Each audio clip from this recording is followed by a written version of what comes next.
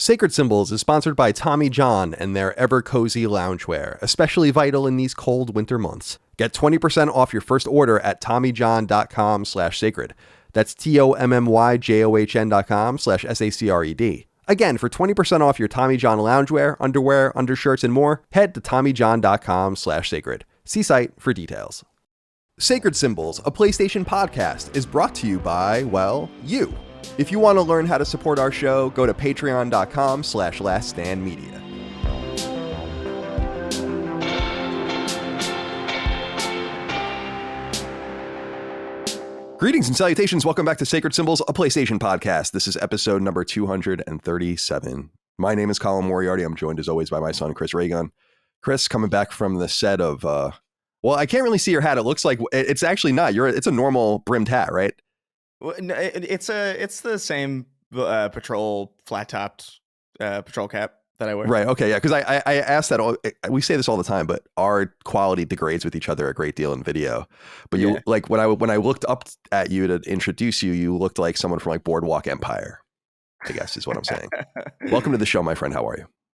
I'm good. I'm a little tired today. I had coffee, but like for some reason it like kind of crashed me, which like kind of feel weird about that. I don't really understand what's going on, but you know, I guess I'll. They just replaced deal with the caffeine with Xanax. It's all tryptophan. Well, welcome, my friend. Good to see you. And Dustin Furman, executive producer. How are you today, my friend? Doing all right. A little bit of a chaotic morning, but that's okay. But I'm settling in, happy to record the show. And Colin, I know you asked me, but I have to ask you about this drum kit. I know you've told me a little bit, but you've got it in sight now. It's like the only place. It looks like it's for the video, and it looks cool, I guess, in the back of the video, but it's really not. It's just the best place to put it in my office, because this corner here that I'm pointing at, the wall you never see, goes to a closet, and it's not really a walk-in closet, but you can walk into it. It's somewhat spacious, so I kind of just tucked it into that corner. But it's I started playing drums when I was in middle school, and I loved Adrian Young and Chad Sexton and all these different drummers that I grew up idolizing. So I had my first drum kit ever was a Percussion Plus drum kit, which is like a very budget, probably your like starter drum kit when I was in middle school. And then I eventually started using a Tama, that I acquired, but it was used, and I had like a nice Gibraltar rack and all these nice cymbals and stuff like that. And I haven't had a drum kit since I went away to college, basically. I would go home and play. That was the last time I even started playing or the last time I played was in college regularly. So anyway, I was just thinking about it. I'm like, I love playing drums. It was like one of my favorite things to do.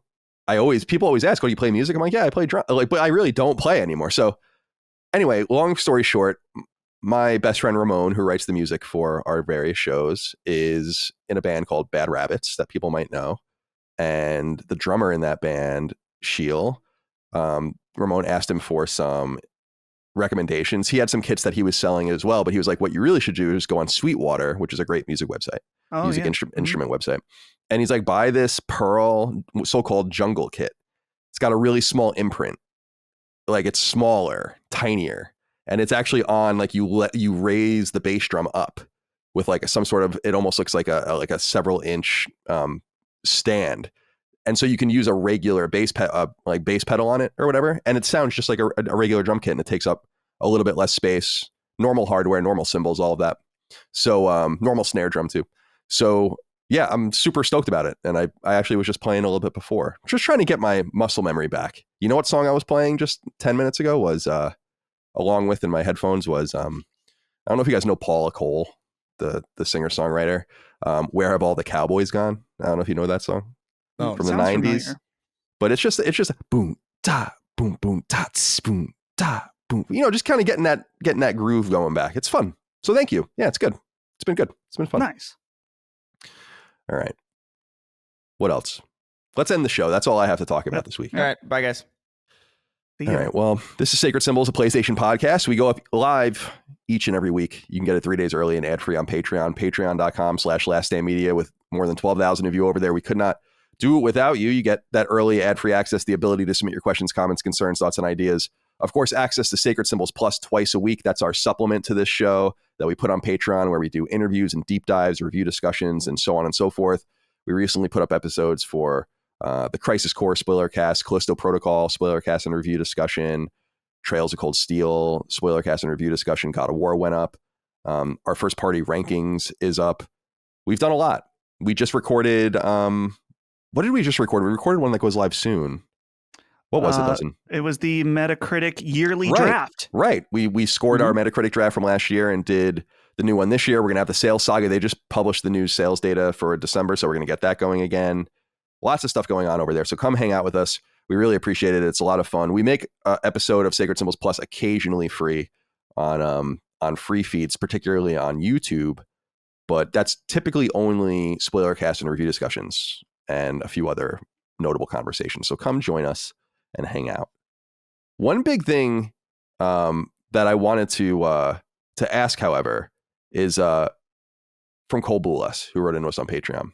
He writes in about The Last of Us on HBO. This is relevant because we're going to be covering The Last of Us on HBO on Sacred Symbols Plus. I'd like to do an episode, if we can pull random people in to do them. I don't think everyone has to be on every one of them except for me if they don't want to be, but we'll pull people in and discuss each episode in depth. And I think that'll be a nice way to kind of explore it on Sacred Symbols Plus, not bog down Sacred Symbols here.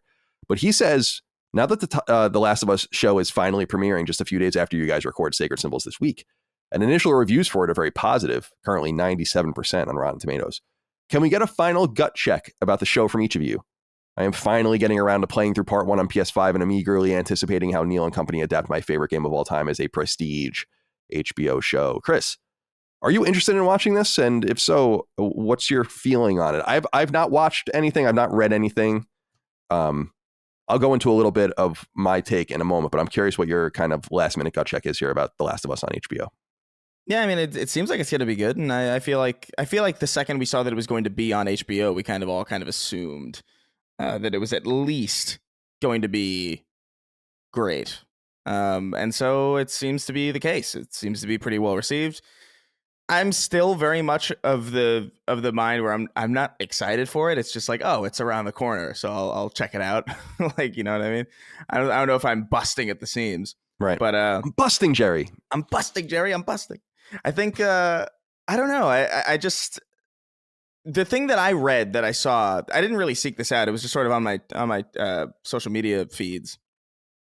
Was this is a really, really faithful adaptation of the game, and everybody was praising it. And it was a bunch of people that I follow who do Halo stuff, like replying with that like sad sideways emoji with like the face melting. Yeah. So I'm looking forward to it. I'm still not necessarily super excited at the idea of this kind of becoming a thing. Not necessarily The Last of Us, but this whole, I don't know, this whole video games becoming TV shows and movies. This is still not necessarily the realm of the medium that I'm most excited about, but it's cool that we finally have something that is not only both really, really faithful, but apparently really, really well received. I mean, Sonic, I think that those movies did really well, but I mean, those are not, how could you really be faithful to Sonic in a linear medium like that? But hey, they changed it to be more faithful, to be fair. Did they really? Well, the original Sonic design. Yeah, the design. I forgot about that. You are right. Yeah. I still, man, I'm so sad. I'm still sad we never got that ugly cut. Like I want a release of that ugly cut. I want that whole movie with ugly Sonic. But yeah, I'm looking forward to it. I think it's gonna be good. What about you, Dustin? What's your gut check here? I am very confident that it will be fantastic, and I will watch it. I'm looking forward to watching it. But it's one of those things where it's like the surprise is spoiled, and not in a bad way. I just can't be super excited because I know what I'm getting. Yeah. You know what I mean? There's something about being excited is the thrill of the mystery for me, which I think that probably applies to you, Colin, as well, because when we know we're going to be really into something before release, it's fun to avoid coverage, right?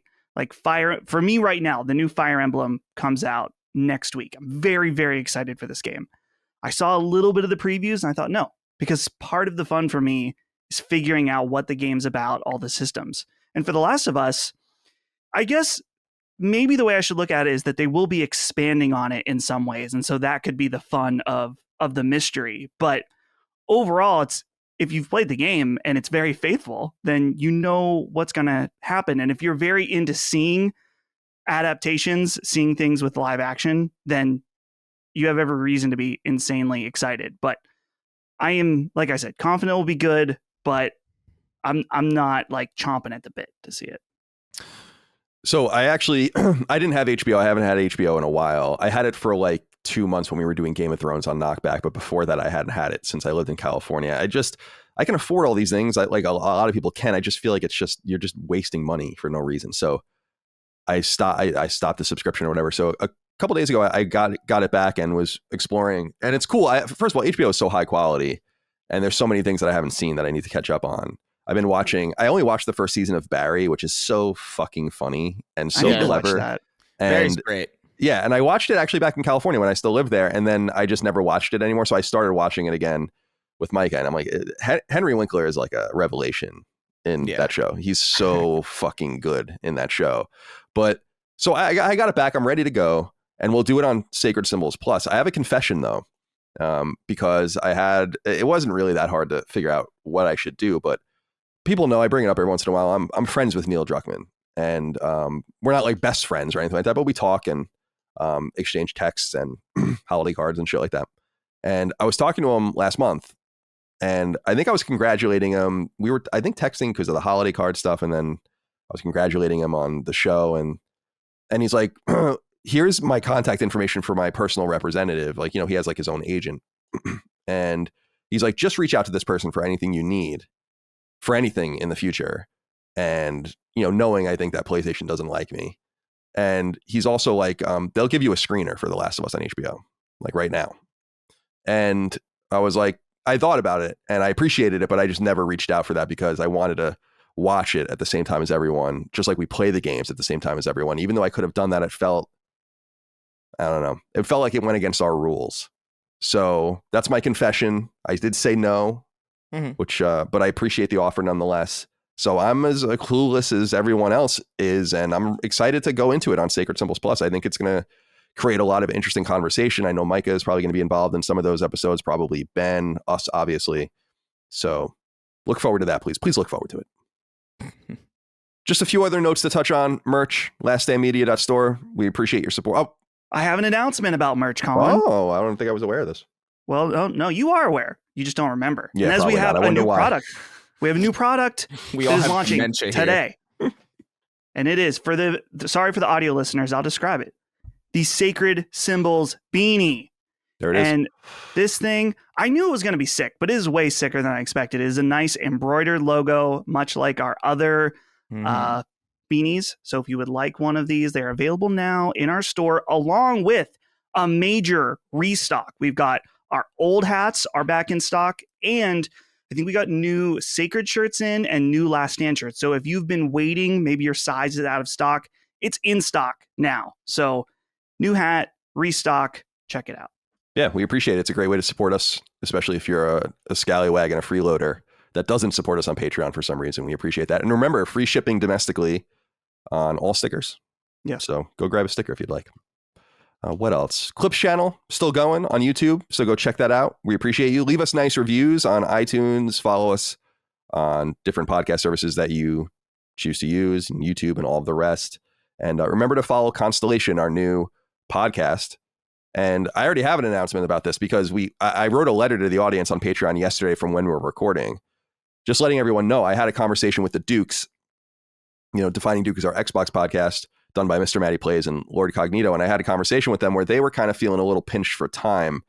And the reason is because I need to we pull them in for Sacred Symbols Plus once a month. We pull them in now for Constellation once a month. So what we've done here is we've set Defining Duke Ultimate, the Sacred Symbols Plus corollary, let's say over on in the Defining Duke ecosystem, to every other week. And it'll go back and forth with Knockback, which means Constellation, which was surprisingly popular, I must admit. Surprisingly popular. That will now be every week instead of every other week. So we're excited about that as well. And I think that begins soon. We're recording the next episode imminently, actually, and I'm very excited about that. My topic is billionaires, and I'm excited to get into that. Spoiler. Yeah. All right. Let's get into some things here. We like to start with some chicanery, but before we do, we have to have another serious conversation here. Our friend, personal friend and friend of the show, and our legal analyst, Rick HOEG, as we know, as we discussed last week, late in December, he had a stroke and has been in the hospital. It was pretty serious. I have been in constant daily contact with his wife, Sharon, and we've been talking and exchanging ideas about how we can help and what we might do at Last Stand and all of the rest. And I promise that the very least I can do is let everyone know what's going on here. So as far as Rick's health status, he is stable. He is on the mend. He is in a like a rehab center, I think at the University of Michigan in that system. So, very well taken care of. And I encourage everyone, again, to go to twitter.com/Mrs. HOEG Law. So that's MRSHOEGLAW. And you don't have to be a Twitter user to just go to that site, twitter.com/Mrs. HOEG Law. And that's his wife. She's giving public updates. And so I don't want to overstep my bounds on that because I don't know what's public and what's not. And it's not my place to do that. But there is an important thing. If you go to Mrs. HOEG Law's Twitter account, there you will find pinned at the top of the Twitter account a GoFundMe. Because as we know in the United States, unfortunately, and I've really come around on this in my 30s as a proponent, I think, of some sort of universal healthcare in our country, insurance is limited. Obamacare did a nice job of making it better, and I do believe that. But it still leaves people at a great financial disability to get the care they need. And thus, like so many unfortunately do in the United States, especially, the HOEGs have set up a GoFundMe.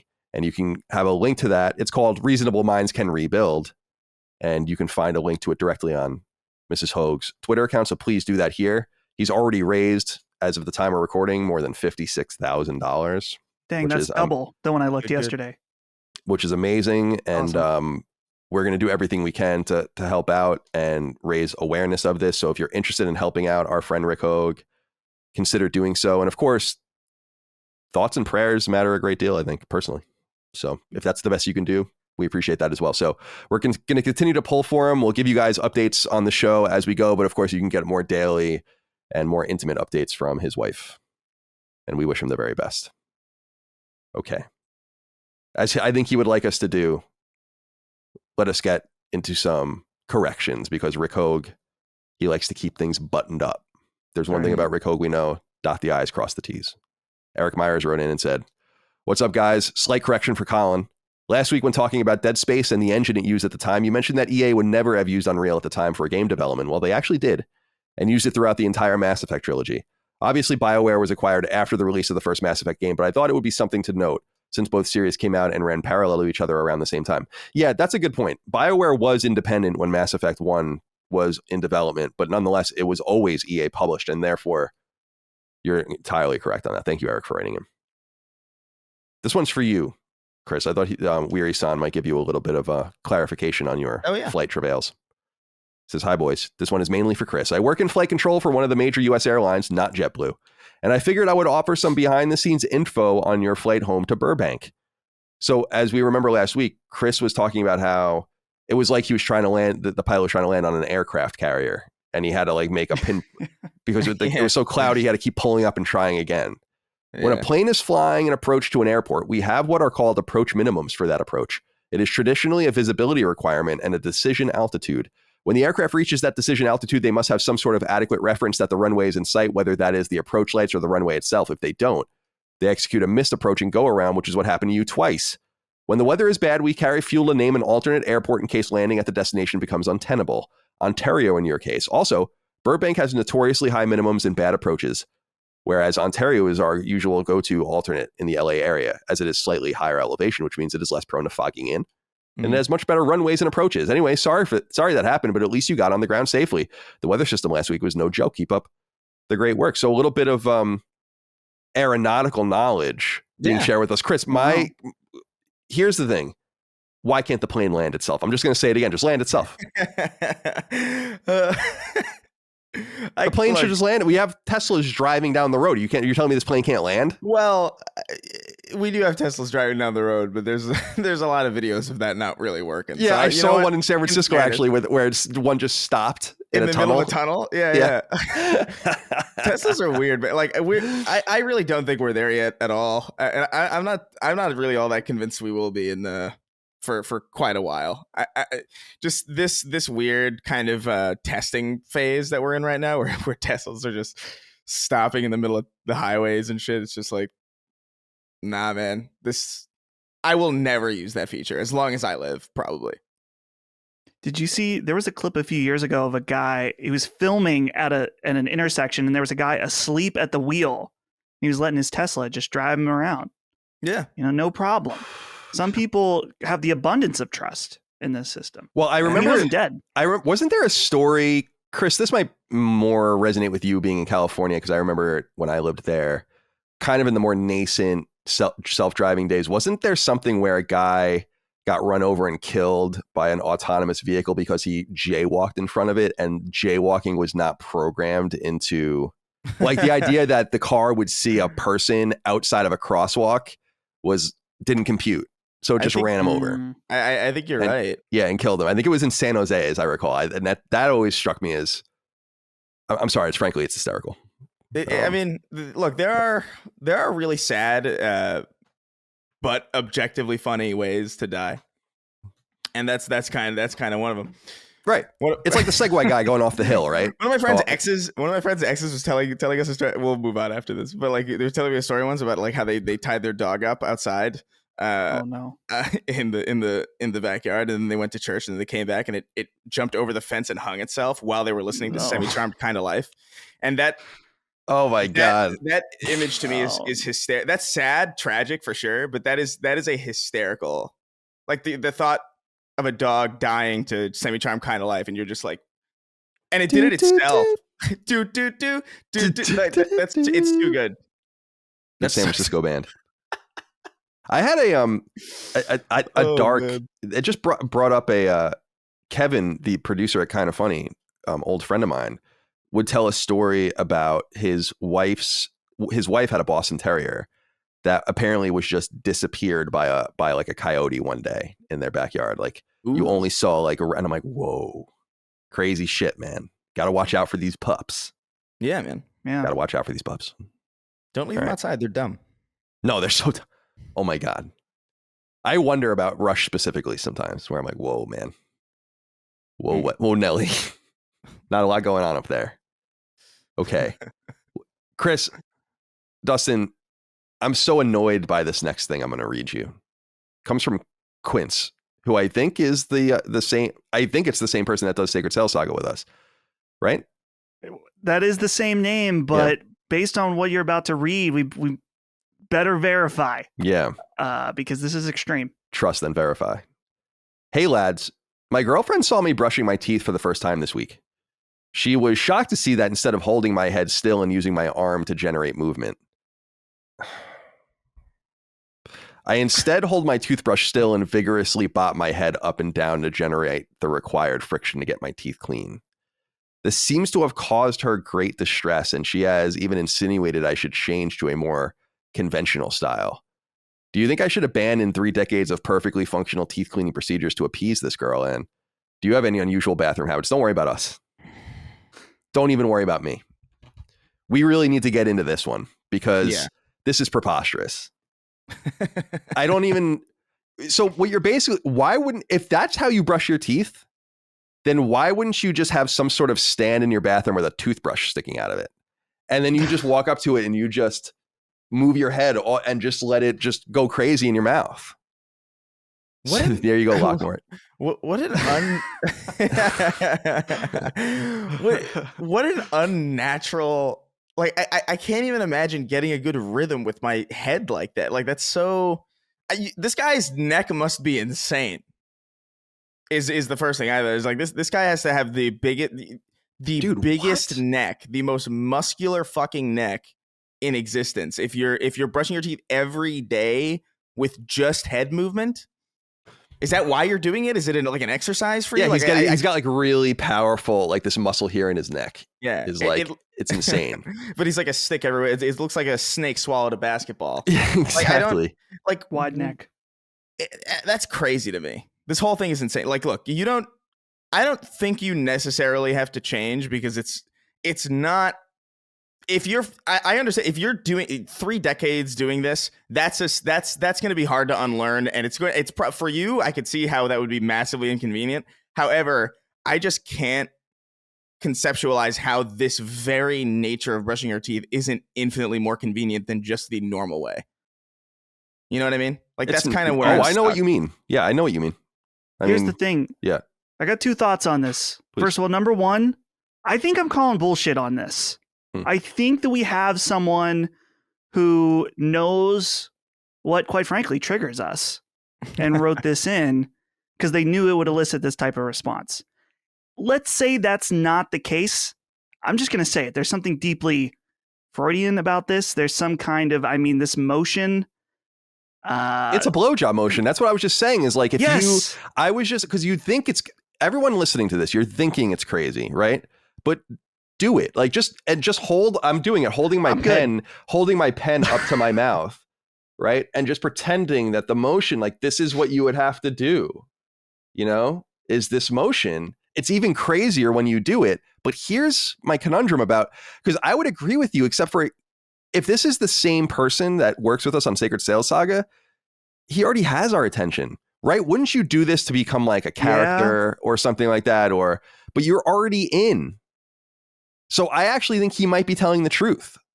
If he's lying, I'm going to be really disappointed, actually, in him as a person. If he's lying. Not because you can lie to me about whatever you want. You don't owe me anything. But you're misjudging. You're one of the rare examples of a person who already has become a character here. Not in that we know a lot about you or people, but you're a part of something we do. The thing that convinces me about this, and it could be bullshit. It could be. However, this probably isn't even in the upper echelon of weird shit that I know is true about certain people's habits or like just weird routines that people do. Like this, it's bizarre, but it's not so bizarre as to trigger some kind of like, well, that's not plausible. There are people who eat pennies. Right. I have an update. Yeah. So on Patreon, you can go and you can search your list of all patrons. So I searched Quince. There is indeed one Quince. And this is him. All right, man. All right. Well, we're going to need more information here. I think but this potentially has opened up a can of worms that I didn't anticipate. But I'm eager to see in what completely useless directions it brings our show into the future as well. Thank you for writing in. Sacred Symbols is sponsored by Tommy John and their ever cozy loungewear, especially vital in these cold winter months. You can learn more and get started right now at TommyJohn.com/sacred. See, I'm an expert in comfort. I live my life in my sweatpants, sweatshirts, and so on because I'm blessed to run my own business from my house, and I'm not so sure how much you'd have to pay me to wear actual jeans or some other pants each day of my life. But unlike me, you can have some fashion sense while you dedicate your life to the finer things. And this is where Tommy John's clothing comes into play, where things just go with one another, like sweatpants with a pullover or a crew neck tee with some shorts, all under the umbrella of maximum comfort. Tommy John's loungewear, as well as their underwear, PJs, and more, is of the highest quality, drawing back legions of repeat customers and loads of new ones alike, both of whom have helped Tommy John ship more than 20 million pairs of underwear alone. That's pretty extraordinary stuff. Indeed, as you may imagine, I'm always searching for comfortable underwear, so I'm looking forward to trying Tommy John, and I think you have every reason to join the comfort craze too. And remember, Tommy John has products for both men and women, so everyone has something to select. My friends, make yourself warmer, cozier, and outright more comfortable this season with Tommy John's loungewear, underwear, sweatpants, bras, and so much more. Get 20% off your first order at TommyJohn.com/sacred. That's TommyJohn.com/SACRED. Again, for 20% off your Tommy John loungewear, underwear, undershirts, and more, head to TommyJohn.com/sacred. See site for details. Gabriel SG wrote in and said, boys, sorry to bring up showering, but after listening to the latest knockback, I have no choice. Colin very casually said that he often cleans the shower with bleach while showering. I found this highly disturbing as I can imagine how hot shower steam and bleach don't mix well. I'm sure Dustin and his dry skin will have something to say. Dude, I am... it's like a bomb factory in my fucking shower when I'm doing this stuff. It's like, it explains a lot about, when you're thinking about something and you reach a dead end and you're like, this memory doesn't exist anymore. It's just not there. Like that happens. And it probably has a lot to do with the fact that I'm cleaning the shower and basically making ammonia when I'm doing it. Yeah, you probably shouldn't be doing that. Yeah. On a base. It's the best way to get it clean though. You're fully nude in the shower. Right. Now, I got to ask about the process here. Are you done with your shower and then the clean, or is it first? No, it's the first thing. So then all of the shampoos and everything else that you can just, all mix together, and which, I would assume those chemicals are all right, but I don't know, bleach. I'll explain everything to you. Please. Because everyone knows I have a very specific order when I prepare for and go in my shower, and I have to do it in the same order. If I don't, everybody knows. Do it all over again.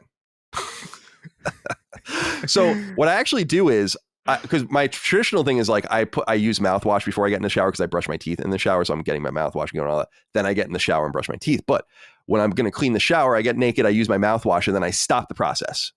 Then I get in the shower and I start cleaning it with the bleach and all these things, and I do it naked so I don't get bleach on my clothes. I bleach. How many times does a person have to get bleach on their clothes before you realize you should just not fuck with it when you're clothed at all? It just gets everywhere. And so I'm in there, I'm scrubbing, I'm getting rid of everything, doing all of that. Then I get rid of all of the debris, the soapy debris and stuff with the water. Then I begin my shower process, brush my teeth, use my body wash my hair. Then I use the bar soap to go over some parts of my body again. You asked for that level of detail, didn't you? Yeah, no. I wanted to know because there is a process in which the bleach is washed away. Right. That's exactly right. That's why I do it in that order to at least.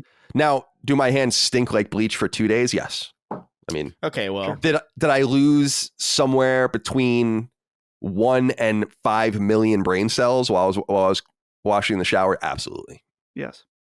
Do I have the brain cells to spare? At one time, I probably did. But I'm getting older. And things are becoming more trying now. Thank you for writing in. Jesus Christ. Guys, I have to hear from Dr. Mo here because I don't know how many times we have to reiterate the same thing about weddings, okay? Hey, CDC, should it be mandatory to serve a meat entree at a wedding? I recently attended a wedding where the only entree choices were between vegetarian or vegan. Let's just say I didn't eat much at the wedding. At my own wedding, we offered a choice between chicken or steak, but also had a vegetarian option. If we are expected to cater to non-meat eaters, shouldn't they also be expected to cater to those who want to eat meat? There seems to be a double standard here. What say you, Colin? Or what say you, Colin? What are the entree plans at your wedding? Guys, wedding receptions aren't about you. They're about your guests. And I really don't understand what people don't get about that. People are collecting from all over the country typically, and they sit at a ceremony and they watch you get married, and then you reward them with a banger party. Period. Yeah. That's what it is.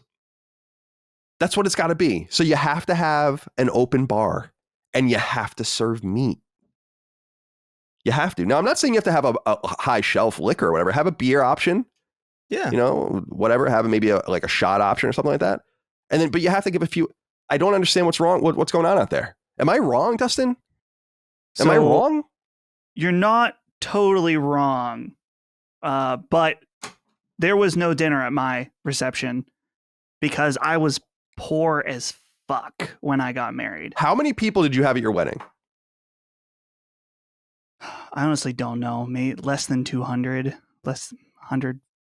Dude, I don't even know that many people. That's a lot of people. That maybe is not. So many probably people. Less than 100. I honestly can't remember. Oh my God. I think my wedding might have 50 people at it. Like, I don't even know. Yeah. Okay. Yeah. I think I misspoke with 152. I'm going to say 100 or less. I don't know, man. I don't dig it. I know it seems judgy, it's not from that angle at all. It's literally just taking care of your people. That's like why it costs money, to do it. It's like dessert. That's good. Yeah, dessert. See, to me, if you want to do the simple wedding, I think people should just go get married.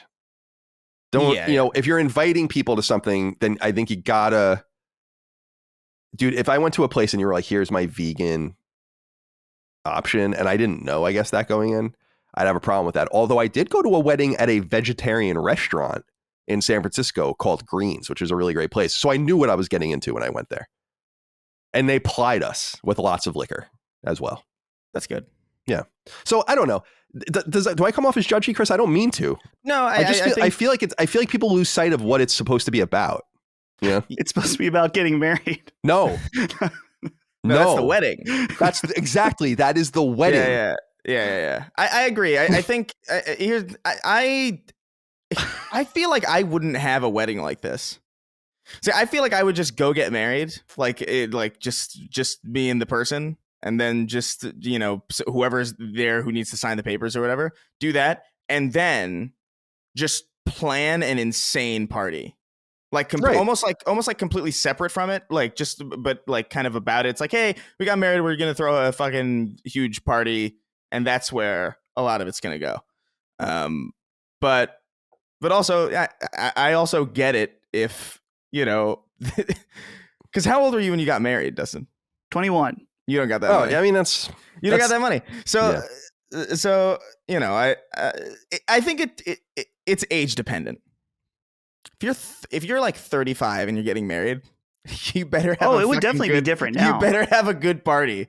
But if I don't know, my 18-year-old cousin's like, I'm getting married out of graduation, and it's like, I'm not coming to that party. Right. Your expectations scale. Your expectations scale. Because it's about what you can do. Like, to me, it could be a barbecue, or something. But like, I just feel it is funny, like what you said, Dustin, about like, well, it's about getting married, but I'm like, that's the wedding. And I just do think they are two different things. I think I've always looked at the reception and the party afterwards as a reward and a way to gather and celebrate, of course, but it's also a reward to everyone, like to be like, thank you for coming. Let's have a great time together. Yeah. And dude, we are having our wedding here in Central Virginia, and I'm paying for it. And it's fucking expensive. Colin, I expect your wedding to be at least top 5 weddings based on the way you're talking or receptions that sure. I've been to. Well, I will say this. I mean, because we're having it at a country club, so it's not gonna be this ostentatious thing, but I will say that the food and the drink options are going to be amongst the most memorable that you've ever had at a wedding. No doubt. Hell yeah. We're going to a tasting for the food and the cocktails in a couple of weeks. I'm going to have an open bar, custom cocktails, some things like that. And then we're going to have actually a buffet style for everyone with a smorgasbord of different options to eat. So it's going to be good. It's going to be good. I just imagine myself at the wedding. I'm going to be tweeting out reviews of each aspect, like drinks, they were little weak, but interesting. 7 out of 10. The food, I'm going to give people updates in the most rude way possible. I don't blame you. Like if I were you, I would do the same thing, because I understand what you're saying. I understand what you're saying, but my whole point is simply that, like, I've been to a lot of weddings and I just appreciate the effort. Like that I could just walk up to a bar and be like, oh yeah, can I have a Heineken? And it's like, is it that big of a deal? Does that make you that fucking bourgeois? I don't think so. But that's just my opinion. Stop making your wedding receptions about you. It's not about you. Only the wedding is about you. No Everything vegan else is about option Chris. at all. No vegan option at all. You can have a bowl of nuts. All right. Thank you for writing in, Dr. Mo. Jeremy Jones wrote in and said, hello, CDC, longtime listener of Colin all the way back to the Beyond days and a decently new Patreon subscriber. I just wanted to say I listened to episode 1 of Constellation and I felt 100% attacked. I am a welder at a shipyard that builds aircraft carriers for a living, and I also listen to all of your podcasts at a speed higher than 1x. All jokes aside, I love the content you all put out every week, and I can't wait for what this year has in store. Thank you, Jeremy, for writing in. guys, I want to just reiterate this one more time. If you listen to podcasts at greater than 1x speed, I don't know, man. Like, I don't know about that.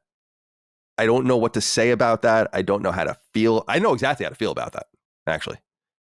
It's, what are you doing? Just cut something out.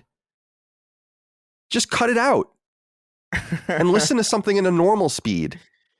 When you put on Dark Side of the Moon by Pink Floyd, do you listen to it at 2x? Sometimes. Oh, that way you can listen to twice as many albums, Colin. Yeah. It's crazy. Am I the only one? Like, I'm usually a live and let live, very libertarian, laissez-faire person. Everyone knows that. Mm-hmm. But there are certain things people do. Like I've said, people that eat when they walk down the street, like Chris, right? I can't. That's like one of my pet peeves where I'm like, you got to stop. You got to stop doing it.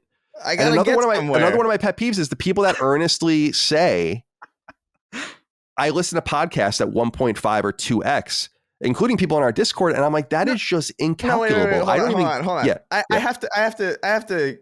So have you ever gotten like a street dog? Like a hot dog? Like a hot dog on the street. Yeah, definitely. What do you just stand there in front of the cart until you're done? Oh, no. Like staring into this guy's soul while you Let me think here. No.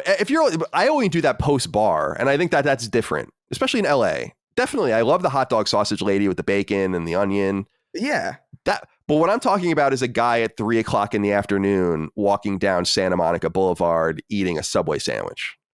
That's what I'm talking about. All right, I guess I understand that. That makes a little bit more sense. I'm not talking about I'm talking about specifically pizzas and like street foods, which are like I think are like specifically like very, very mobile foods. You know, it's not like I'm chowing down on a fucking branzino. Like in the middle, like walking down the fucking street. Like, it's an interesting reference. I understand that. It's more what I envision is the person. Envision this: a person walks out of a Subway with the traditional Subway bag with the sub. First of all, why are you going to Subway? You pick up the Subway bag and you have the drink, and they have you always get the little bag of chips. They've opened the bag of chips and they're eating from it as they're walking down. And it's like that. It's like, can't you just wait to get to where you're going before you start eating it? The bag of chips. Yeah, do that at grocery stores. Have you ever seen that? Well, I used to do that at grocery stores when I was a little kid. My mom used to buy the animal crackers and I would eat them and then we would pay for the scanned box at the end. Yeah. But I was 3. That's all I'm saying. Yeah. We got to go back to the time thing though. Yeah, please. The speed, because here's the thing. Sacred Symbols, you could go list. I'm sure there are gaming podcasts out there that give you just the news, no personality. It's basically just regurgitates IGN headline. I'm not saying IGN podcast, but IGN, Kotaku, whatever headlines. Blech, out. Listen to that 2x, fine. Sacred Symbols, I mean, is it wrong of me? Is it too much to say that this is 50% a comedy podcast as well, as far as entertainment is concerned? So and I'm judging you as well when you're listening. You know, it's also Colin's judgments. Sure. In the show as well. So, but if there are jokes in this show, which I think there are, and if you're listening at 2x speed, then you're not. The timing is totally off. Look. 2x speed is insane. People do that. In our Discord, they say they do it. Because that's insane. I don't even know how you could even make sense of any of this at 2 times speed. However, I will say there are videos that I will watch, not movies or TV shows, but there are videos that I'll watch. It's like, oh, this is 50 minutes. I'm gonna go 1.2. You know, I'll do the slightly faster because like for whatever reason, this is something I noticed, or maybe it's just in comparison to the double speed, or like not the double speed, but like the 1.2. Is that people talk kind of slowly, you know, and it doesn't really fuck with the timing at that specific interval. 1.25 is a perfectly acceptable, in my opinion, way to watch something that is long form. The second it goes to 1.5 or like 1.75, especially 2x, that's just nightcore at that point, and that's just insane. That's insane to do. Like, I don't understand the brain chemistry of the person that's able to coherently absorb any information at that speed. That's scary, almost. Yeah, I agree. I mean, that's exactly what it is I wonder about that. Yeah, but he like, just says the speed higher. he just has a speed higher than 1x, which there's wiggle room there. That goes from acceptable to unacceptable real quick. So I'm curious what specific speed he uses. Because if it's when 2x, you're building, this is not okay. When you're building aircraft carriers at your company, do you build them at 1.25x speed? It's really not a good reference. I don't know why I said that. Yeah. Well, Jeremy, thank you for writing in. I mean, I think it's a little crazy. It's a lot crazy, actually. And to each his own. I mean, you got to do what you got to do. But I do have something to say to someone who listens to it at 2x, which is, what did he say? You're never going to know. Hey, I got an idea. If you really like sacred symbols, show you're a true fan by listening to it at half speed. Hell yeah, dude. Twice as long. There you go, baby. Savor it. I will say, because I use the Apple podcast app that's just built into your iPhone or whatever. And once in a while, I'll accidentally hit the speed thing that makes it 1.25, I think. And then I'll let it go for a few minutes. And I'm like, something's wrong. This is going like a little fat. Like, yeah, I'm listening to The Editors or some weird political podcast. And then I look and I'm like, oh, that's why. So I'm a little tuned into it where I think it would bother me. I don't know. That's fair. I will say this. That is some ADD shit that is born of this era. Chris and I were just talking about this on the phone on text yesterday or 2 days ago. Mm-hmm. How we've both been like, I've been going and seeing a therapist who thinks I have ADD, which I probably do. And I was saying that I don't think I was always like that. I think it's born out of this era of just constant bombardment where it's almost hard to imagine a day where it's like, what's on TV? Whatever's there. What am I going to do? What games am I going to play? Whatever games are on your shelf. What can I borrow some movie? Yeah, go to the fucking video store. Like, we are so far beyond that, and that broke my brain. Totally. Yeah. I was talking to him just about that. So I was sharing that with Chris because I feel the same way, and I feel like that's, I'm not a psychologist, obviously, but that thing of like, I need to listen to so much content. I have so much to do in terms of listening to content. I'm going to listen to it faster. If you told someone that 2 decades ago, they'd be like, you're in what, you record your stuff on VHS and then you watch it twice as fast. It is insane. That's just this era, I think. Yeah. And so more power to you, Jeremy. Thank you for writing in. Luke Stanberry wrote in with something. I wanted to kind of ask you guys about this. This has come up since my career began many years ago, and I have no idea what people are talking about, but maybe you can help. Hello, Wild Chris, Jaguar, Dustin, and Discord in the browser, Colin. I'm on Discord right now in the browser. On last week's episode, there was some discussion about regional accents and mannerisms. This provoked me to write in and ask something to Colin, which in my 11 plus years of following his career, I have never heard addressed. Why do you only say one TH sound? Most people say 2 unique TH sounds, the soft TH sound as in they or theirs, and the hard TH sound as in thirsty or therapy. But as far as I can tell, Colin exclusively uses the former. As a lifelong Midwesterner, I have never heard another person speak like this. Is it a linguistic trait of Long Island natives? Are there others like you, or are you the only one? Please know that I do not ask this with intention of mocking you, Colin. My motives are purely scientific. I don't care. Mock. Here I am, baby. Yeah. You got to mock. You've got to. Do either of you hear this TH thing that people bring up? Because I have no idea what they're talking about, but it is something that has persistently come up. I'm surprised you've listened to me for so long and it's never been a discussion because people have been inquiring about this for years. Am I crazy? They're saying I say theirs, they, thirsty, and therapy, and I'm saying those somehow wrong. Huh. I mean, I guess it is there, kind of, but I don't think I've ever noticed that. Like, I don't think I've ever made a point to like address it or be like, oh, that's interesting. We had this conversation last week where it was just like, if I can understand what the person's saying, it's almost like my brain will just autocorrect it into the way that I would say it retroactively. So like, I just don't really notice unless it's like a really weird deviation like Jaguar was. But Can you say these words for me, Chris? Can you say they, theirs, thirsty, and therapy? So they, theirs, thirsty, therapy. So is what the Yeah. That's thirsty, what they're talking about. You say thirsty. therapy. Therapy. Yeah, Therapy. So I'm supposed to be saying therapy. I mean, it doesn't matter. Everybody understands you. Therapy. Yeah, that I don't think I do make that. I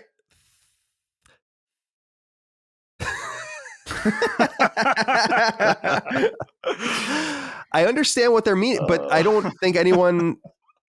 I don't think it matters. It's such a slight. It is a very, very slight. Like I think maybe at one point in the past I noticed this, and I thought because maybe there was like a word with a lot of them in it, and I might have been like, oh, that's interesting, but it doesn't matter because like it's not like you're saying like therapy or something. You know what I mean? Right. Like we're just like that would be wild. That would be like that. I would have to say something. Right. but I don't know, therapy. I'm sure I've said it that way by accident. Like maybe if I'm like tired or something and I'm not like fully awake, I might pronounce a th that way when it's not supposed to be. Who cares? But I don't think it's a Long Island thing, though. I will say. You do think it is? I don't think. Oh, you don't think it is? Yeah, I don't think so either. Although, because I've never heard it mentioned one way or the other, but it never came up until I was an adult. Yeah. So I don't know. Dustin, say those words for me. Let's see. They, theirs, thirsty, therapy. So I think, so when I read this earlier, I recognized what they're saying, but I had never thought about it until they wrote in. So I technically didn't really notice, but I'm with Chris. It's just, people get real hung up on this to the point where I think we've mentioned this before. Is it a strategy to say something slightly wrong for engagement? Maybe this is a good strategy. Maybe you should make it more pronounced. Yeah, it could be like some sort of just Colinism, but I don't know. Because the things that people use, I am insistent that we anglicize words if we use them in the English language. That's the one thing that I think hangs people up. So I'll say like niche, because that's how you say it in English, not niche, because we're not speaking French. If we were speaking French, the United States would be États-Unis, right? We're speaking different languages. We're absorbing their stuff. So that's the stuff that usually people get hung up on, and it probably have much more to take me out on than anything else. But nonetheless. Do you feel like your family does this? Like, I'm curious if Dagan does this now. Yeah, I don't know. I don't think Dagan listens to the show, so we should just Ben. Yeah, Ben would know, or I was going to say we should just jump in and we should jump him, and the next time the three of us are on Constellation and just be like, say these words. Yeah. Psych, that's not my topic. We're going to interrogate Dagan now. Yeah, because I'm curious if it's just like maybe like a family. It could be a family thing. There's certain things that are like, there's certain things that are definitely the way that we pronounce them are isolated to my family. So it could be. There are family things. There are certainly family traits. Like we all have big dicks, Even the women. Especially the women, dude. Especially the women. All right. Let's get into the news. That was fun. Thank you guys for writing it. I love those opening letters. I think it's a good way to stretch our legs. In my opinion, I feel like I have a very hard time doing a show without getting, it's a conversation. So I'm glad that our audience is into it because I'm into it too. So thank you guys for keeping us engaged in those early hours. Oops, I just accidentally clicked a bunch of things I shouldn't have. Okay, here we go. This first piece of news, of course, for our structure in the show, we get into some smaller pieces of news. We'll get into what we're playing. Then we'll get into some bigger pieces of news. At the end of this episode, by the way, no listener inquiries. Instead, we're going to do our game of the year. And you can tell how important it is because we're putting it at the end of a random show. Okay. But before we get into any of that, Video Games Chronicle reports, as many have, footage of unannounced Sony shooter allegedly leaks. There's this, is this Portuguese? Yeah, I think it is. There's a Portuguese user called Supernovas who leaked this like very brief, muddy, almost late PS2, early PS3 era looking, what looks like a Mass Effect clone, some sort of sci-fi shooter, third person game of some sort, very brief and very rough, like something that's being made in engine just as placeholders. And So this guy leaks this video, and people can go check it out if they want. We're not going to share it here. And then a leaker, according to Video Games Chronicle, named Dust Golem, has claimed, and they are a reliable leaker, quote, a lot more, they have seen, quote, a lot more of the game, end quote, and that footage is obviously from an older build, we would hope. And the game is apparently being worked on at XDev, and people seem to have made an interesting connection. And we're going to get into what XDev is in a minute, but people seem to have made an interesting connection. In the corner of the screen, as I understand it, the corner of the footage says something about, it says the word red. And people have realized, and I think this is the connection, that this red project is likely in reference to a code name at People Can Fly, the studio once known for its Gears of War support, and of course more recently working on Outriders with Square Enix. So the suggestion, therefore, is that there is a second-party, XDev produced, People Can Fly, perhaps developed sci-fi shooter in development for PlayStation 5. This is all conjecture, of course, because we don't have any confirmation about this. And it's worth noting that the leaked footage is not nearly as convincing as the leaked footage of Helldivers 2, which showed basically the trailer, and it was just clearly real. This could be made up. I mean, it looks that bad, but things do develop like this. So, so I want to say that it's not necessarily real, but the connections, who knows? Chris, what do you think? That the possibility of a third-person sci-fi shooter looks like it could be from People Can Fly for PlayStation. What do you think? I think that could be cool. I think that's not necessary. It's one of those things where I feel like it's a niche that I think Sony would do well to fill in some way, because we've talked a lot on the show about just how similar in tone and similar in even aesthetic sometimes a lot of Sony first party titles can be, and to have something that is a little bit more People Can Fly, a little bit more action oriented, a little bit more third person shooter focused. I mean, you could argue that, I mean, Last of Us and Uncharted are third person shooters, but they're also I don't know. Is it weird that I don't really consider them that, even though they are? No, I agree. You know what I mean? No, I do know what you mean. A third-person shooter to me is Gears of War, right? Or Outriders, like Kill Switch, stuff like that. Yeah, and yeah, like those games are more. The other games that I was talking about are more action adventure. So it'd be cool to have something from them in this capacity. Especially, I imagine you're probably more keen on this than anybody because you loved Outriders. Yeah, I'm amped up about the news. If it's real, I think it's a great selection. First of all, I say time and time again that Poland just seems to be a hotbed of really great game development right now. I think my theory on this is not only the inherent talent of the Polish people, no doubt, but there seems to be an interesting marriage in that country of the embrace of Western sensibilities with what is frankly a lower quality of life, generally speaking, because they're still emerging countries out of the Soviet bloc, where things can be made at a very high quality for a little bit cheaper. And I think you're seeing the fruits of that out of studios like Techland, CD Projekt, and studios like People Can Fly. So I'm excited about it. I want to get into the XDev connection in a second, assuming it's real. But, and again, it's all hypothetical. But Dustin, what do you think about this potential?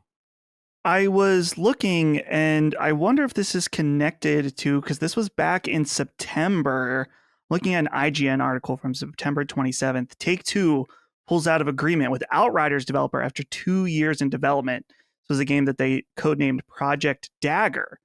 So maybe this could be related to that. But what I found even more interesting in this article is that from this statement from the CEO of People Can Fly, they outlined their games in development, which at the time, back in September, Project Gemini, which was in partnership with Square Enix, or Enix. That's something that people, is it Enix or Enix? I saw a comment about that. Let's get this sorted out. So in working with Square Enix in my life, they say Square Enix.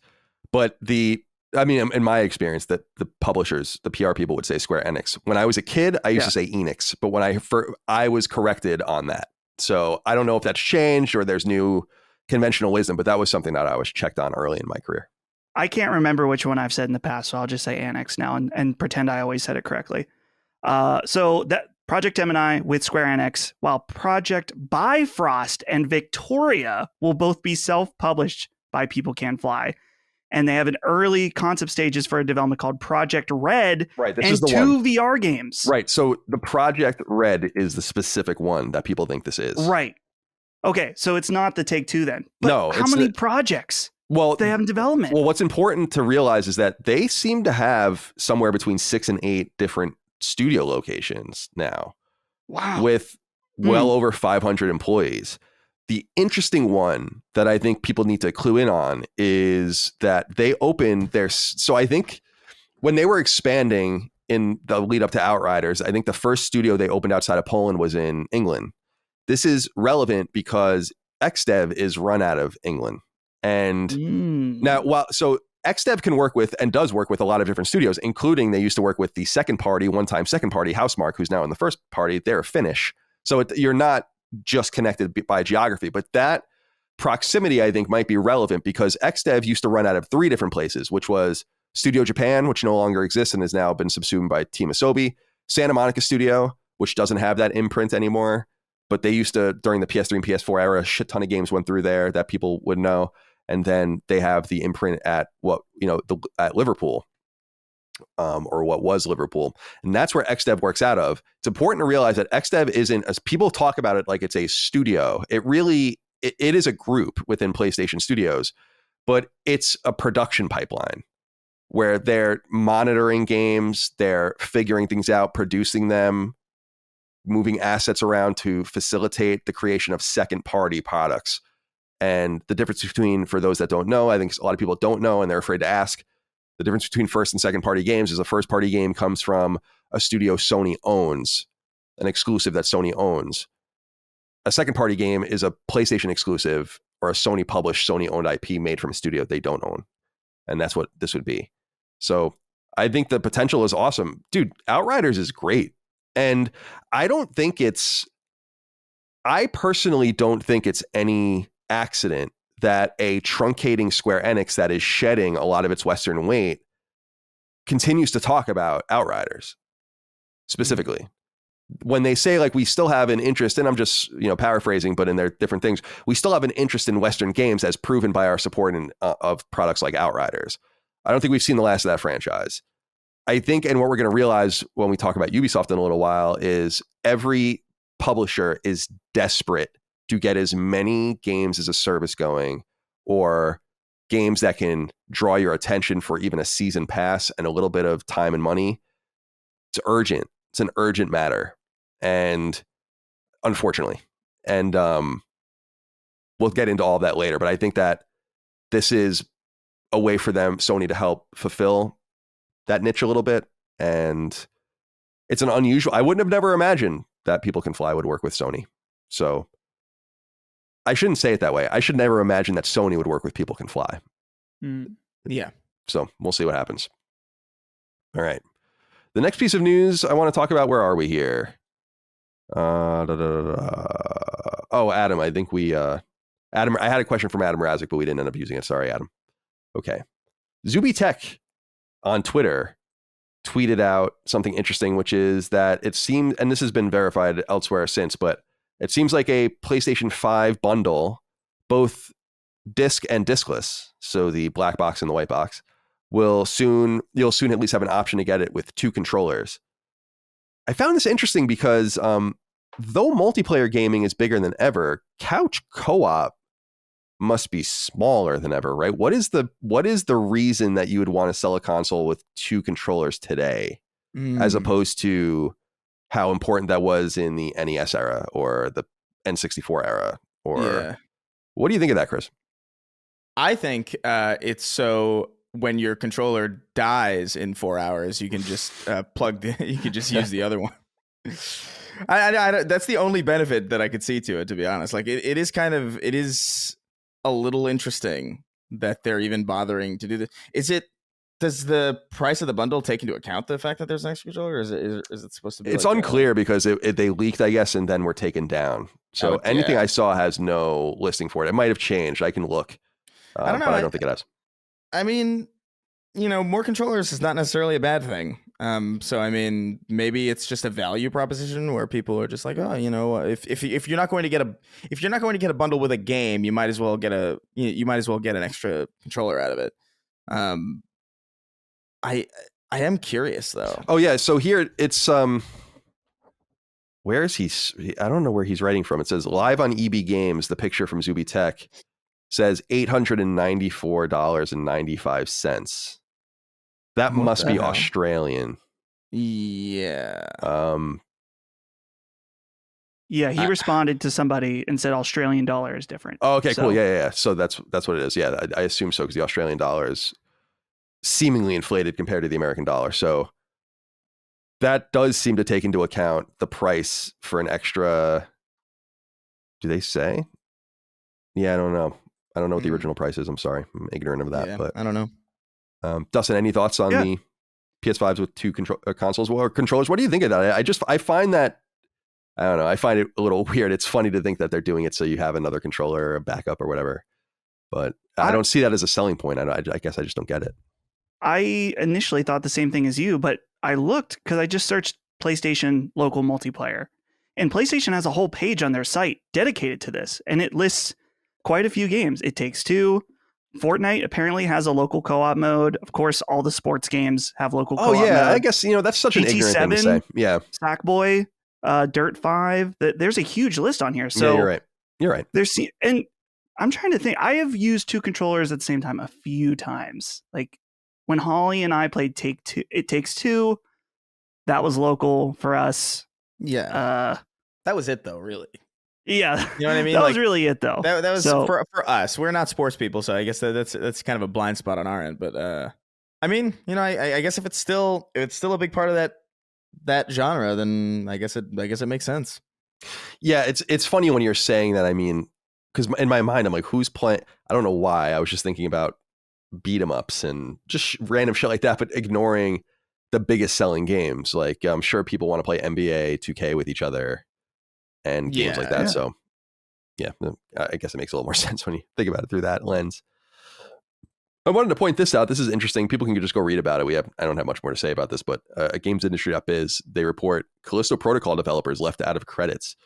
Seems that Striking Distance may have left out close to 24 people that worked on the game, including people that founded the studio, or not founded, but were founding members of the studio, and people that might have worked on the game for up to a year.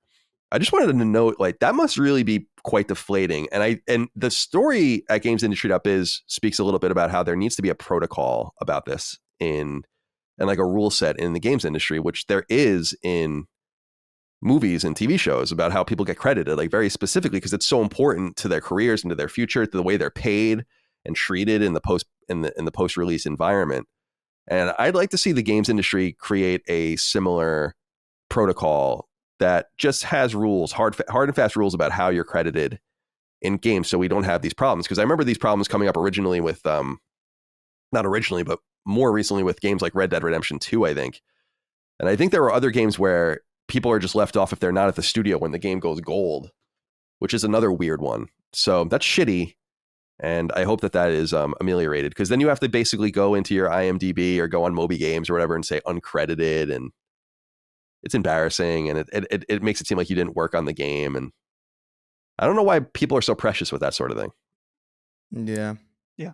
It's not hard to credit people. No. Like really, it's not that hard to just make sure that when you're in development, keep record, which I think it is important to have some kind of parameters, right? Like if someone comes in and is only there a week and maybe, or something like that, then maybe that doesn't make sense if you really weren't there long enough to do anything. I don't know. That's for them to figure out though. But clearly there is a problem. Yeah, there just needs to be, this can be, a lot of people ask, well, how can that be enforced or anything? It can be enforced at the platform holder level. That there's just, you can do whatever you want, but there's got the game, just there has to be, as part of certification, that you've credited appropriately the people who have worked on the game, and that's like an expectation, like a box you must check that would legally bind you to have done that. Just like you have to check a shit ton of other boxes when you say this isn't in the game and you did this and you copyrighted this and you did this and you did this. That would just be another one of the boxes you could do at certification at the platform holder level that would get rid of these issues. But who the hell knows? Because there was another issue even more recently with God of War Ragnarok. Wasn't there a music intern wasn't credited, even though she did some of the actual arrangements that are in the game? That's certainly something that should be credited. And that's insane that she wasn't. And it can't be, by the way, I don't think can be edited in a patch for some reason. There's like some reason. They always say that. And I don't understand it. I mean, I can say for a fact that you can technically do whatever you want to your game and change whatever you want, but there must be some sort of, like, you have to keep it the same as on the disc in some way, or I don't know what that's all about. So there must be a reason. Whether it's a good reason or not remains to be seen. Okay, what else here? Oh, I wanted to ask how you felt about this, Dustin. BBC reports almost 90% of games sold in the UK in 2022 were digital. Digital sales accounts, the story reads rather, for almost 9 out of every 10 video games sold in the UK in 2022, according to a trade body. Digital Entertainment and Retail Association said 89.5% of games sold have been digital downloads, and the remaining 10.5% are actual physical copies. However, these numbers include 30% of sales which came from mobile apps, and those are all sold digitally, so obviously it's going to be slanted upward. Yeah. I still suggest that I would say 1 in 5 physical games, maybe 1 in 4 physical games, or 1 in 4 console games are being sold physically. Greatly diminishing market nonetheless. How does this make you feel? So I think in addition to the skew a bit is that it sounds like it includes PC as well, which is going to be 100% digital downloads as well. I know that Andy Robinson tweeted about this and said this percentage includes mobile games. Real console split is more like 60-40, which sounds more accurate to me. But yeah, for sure. I think this makes a lot of sense that the convenience of digital, people will start to be pushed in that direction for sure. As always, I've said this before, but I will say it again. I am all for people having the option to buy it in whatever way you want. Both have their advantages and disadvantages. I prefer physical. I want it to continue to exist as long as possible. Well, I think it will. This, again, external drive situation is, I think, going to be a game changer with how what the publisher's expectations are to continue publishing their own games physically, but the avenue for people to continue to manufacture games on their own if they want to. I think that's just the best of both worlds. And so when I see a development like that, even though it hasn't been confirmed yet, of the idea of an external drive for future diskless PlayStation 5s and maybe PlayStation 6s, it's good news for people like you, weirdos like you, that want to buy physical games and put them on the shelf. And Dagan's a weirdo too. All right.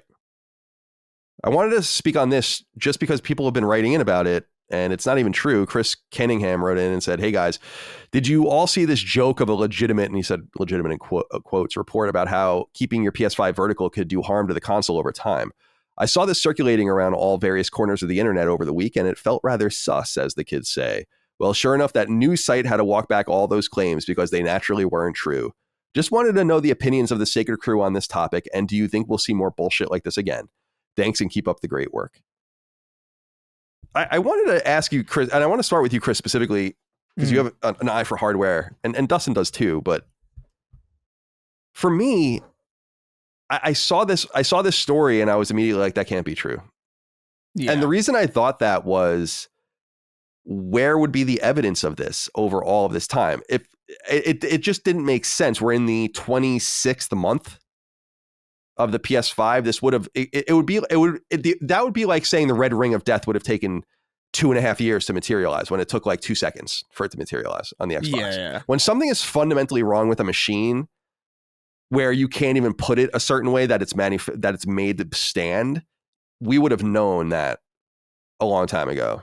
So even being totally ignorant of tech, I was like, well, because in my mind, I'm like, so it took 2+ years for these things to start breaking? That doesn't make any sense. If you're just holding them this way, That just didn't pass the smell test to me. So it ended up not being true, and that's not a huge surprise. But what did you think about this false report?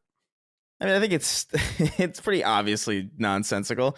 It's funny though, because on a base visual level and even just like kind of handling the machine, I've placed my PS5 in all sorts of different configurations. I've had it standing up, I've had it sideways. And what's funny about this report to me is that like every time I've had it sideways, I've always felt more worried about it for whatever reason. Like I think it's something about the curvature of the machine that makes it feel like unnatural to be like resting in that position.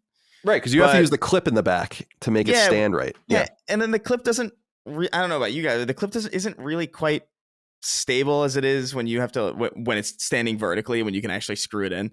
So this is a lot about this that just didn't really make a lot of sense. The only thing that I thought of was, oh, maybe I thought this was going to be like a situation where, oh, people prefer to have their PS5s vertical, which theoretically would lead to a higher risk of knocking it over in such a way that would cause damage to the machine, more so than if you were to have it sideways, because obviously you can't topple it over if it's sideways. But that's not what it was, so it's just nonsense. I don't know. What a weird story. Yeah, I think people were bored. Yeah, and so they just needed something to talk about, because I saw this circulating in all the different avenues that I read for PlayStation news. But yeah, it didn't sound right, and it's not right. And Dustin, do you have any further thoughts on it? There's deeper layers to this that I am not sure I fully understand. So this story originally came from a YouTuber named The Coder, who mentioned something about, I haven't seen the original source, about this spillage issue of liquid metal from the CPU. A site called Wololo made an article about this, and that's where it kind of caught fire. They went and made a correction, and I want to read it just for a second, because it seems like IGN and this tweet are saying two different things. Wololo says, "Here goes nothing. There was a critical misunderstanding on our end when we thought that the coder said the liquid metal problem happened on unopened in-box PS5s. What he said and meant is that was PS5s had not been opened, the actual console, by other repair shops prior to him." So part of this controversy came around the idea that the liquid metal could spill out they reported in an unopened PlayStation 5 box, when really what the guy meant was an unopened console. But then IGN said, essentially, instead of potentially affecting all PS5 consoles that have been taken out of their boxes and placed vertically, the issue would only potentially affect consoles that have been dismantled for repairs. And that's not what this tweet says. So either way, despite all that, clearly there is, even in the correction level, there's multiple different aspects going on. I don't think this is an issue that anyone needs to worry about until we actually start seeing consoles stop working for this specific issue. And we have it. There's been other issues, specifically when PS5 launched. We talked extensively on this show about some hardware issues, particularly one that happened to our very own Ben with Returnal that needed repaired. So don't worry about this. Put your PS5 vertical. It's not going to be a problem. And if it is, eventually, we'll let you know about it. But as of right now, there's no problem. Indeed. Thank you for that. And then let's see. All right. Yeah. Finally, I wanted to touch on this. I don't expect you guys to talk about this if you don't want to, but I have to talk about this. I need to talk about this because I find it so fucked up and egregious that I have to just say my piece on this. Deuces Bro wrote in and said, "Hi, CDC. Indie publisher Limited Run Games just fired their community manager for simply following conservative Twitter accounts. In short, why is the games industry so toxic? There are entire industries that have been created and matured after video games were invented, but there seems to be something about this industry that keeps it reactionary and juvenile." Juvenile, yes. I don't think it's reactionary at all. I think it's I don't know. Nonetheless, what's going on with Limited Run Games? So I'm sad to say that I did a lot of legwork on this, including reaching out to all these different people, trying to get them on the show, trying to talk about this in some way, not really finding much success. There is a Twitter account called Purple Tinker, PRPLTNKR. This person apparently is the founder of BronyCon. Okay. All right. Now, again, to each his own. I'm not, whatever, I guess. Very weird, to say the least, but that's fine. This person tweets out the following on January 6th. The community manager for limited run games, Carolyn, is a transphobe who follows a veritable who's who of right-wing transphobic creeps. Unless and until she is fired from the company permanently, I am not giving them another single dime. And then she tweets out to the following. This is what this Carolyn individual was purported to have done. On May 13th, 2016, she tweeted, if you think the number of trans crying about using a bathroom is higher than the pervs using the excuse, you are what is wrong with this world. So this tweet was nearly 7 years ago. She also follows Libs of TikTok, who I follow. She follows Blair White, who I follow. I've had dinner with Blair White. She follows Ian Miles Chong, who is certainly a divisive character, but I follow and have talked to in the background in the past. She follows Dave Rubin, who's a personal friend of mine, who I know Chris isn't fond of, but that's life, you know. That's okay. Exactly. She follows Glenn Beck. I was on Glenn Beck's show. She follows Gina Carano, who was in The Mandalorian and is now kind of a right-wing figure. This was all she did. Literally. Yeah. This person, Purple Tinker, had to go and find a 7-year-old tweet that is pretty anodyne compared to a lot of things on the internet, let's be honest. And then a veritable who's who of right-wing transphobic creeps. Think about them what you will, but some of the most popular people on Twitter that are followed by a shit ton of people. And some of those people I care about or like. Not all of them. So it's not really personal with me. It's just saying I consider myself a reasonable person and I have connections to these people. What does that make me? And what's going to happen to me because of those connections? Here's the thing. As I understand it, this all stems from Carolyn expressing her excitement about Hogwarts Legacy, the upcoming J.K. Rowling inspired video game from Avalanche Software. Right. And in doing that, she drew the ire of the trans community. I don't want to say the trans community. And a part of the trans community, the online trans community, this person then went and tried to find anything they could to make her look transphobic. And guess what? It worked. Limited Run Games tweets the same day. LRG respects all personal opinions. However, we remain committed to supporting an inclusive culture. And upon investigating a situation and an employee was terminated, our goal as a company is to continue to foster a positive and safe environment for everyone. First of all, get fucked. Number one. Second thing is, you don't respect all personal opinions. And nothing that woman didn't support an inclusive culture. I'm not debating Limited Run Games' legal option to fire an employee. Everyone that's employed in the state of North Carolina where LRG is at will. You can fire them because you don't like them. You can fire them because you don't like the way their hair is. You can fire them because you felt like it, woke up on the wrong side of the bed. It doesn't matter. So there's no legal recourse there. But we all know what happened here. And it wasn't good enough because then what does Purple Tinker tweet? A picture of the LRG apology. And with fun fact, this is precisely the sort of confirmatory vague post that I kept begging my BronyCon successors to make to indicate that they'd shit-canned a literal child groomer and they wouldn't do it. So props to LRG. Believe it or not, this kind of post is what passes for courage. So reference to some other drama that this person was involved in, but basically saying like, even this was nothing. I just cost this person a job. And I even wanted more out of this, but I guess good enough. Yeah. I reached out to Purple Tinker and spoke very briefly behind the scenes to them. They gave me a statement that's hosted on a site that when I click on it, tells me that it's a shady site, but I did read it on my phone. And it basically reduces down to the abuse that this person has gotten since they did what they did. Off the top rope, ruining this person's career for no reason. No reason, for nothing. It's insane that this is allowed to happen. I don't know what else to say. That's fucking crazy. They gave the power to this psychopath?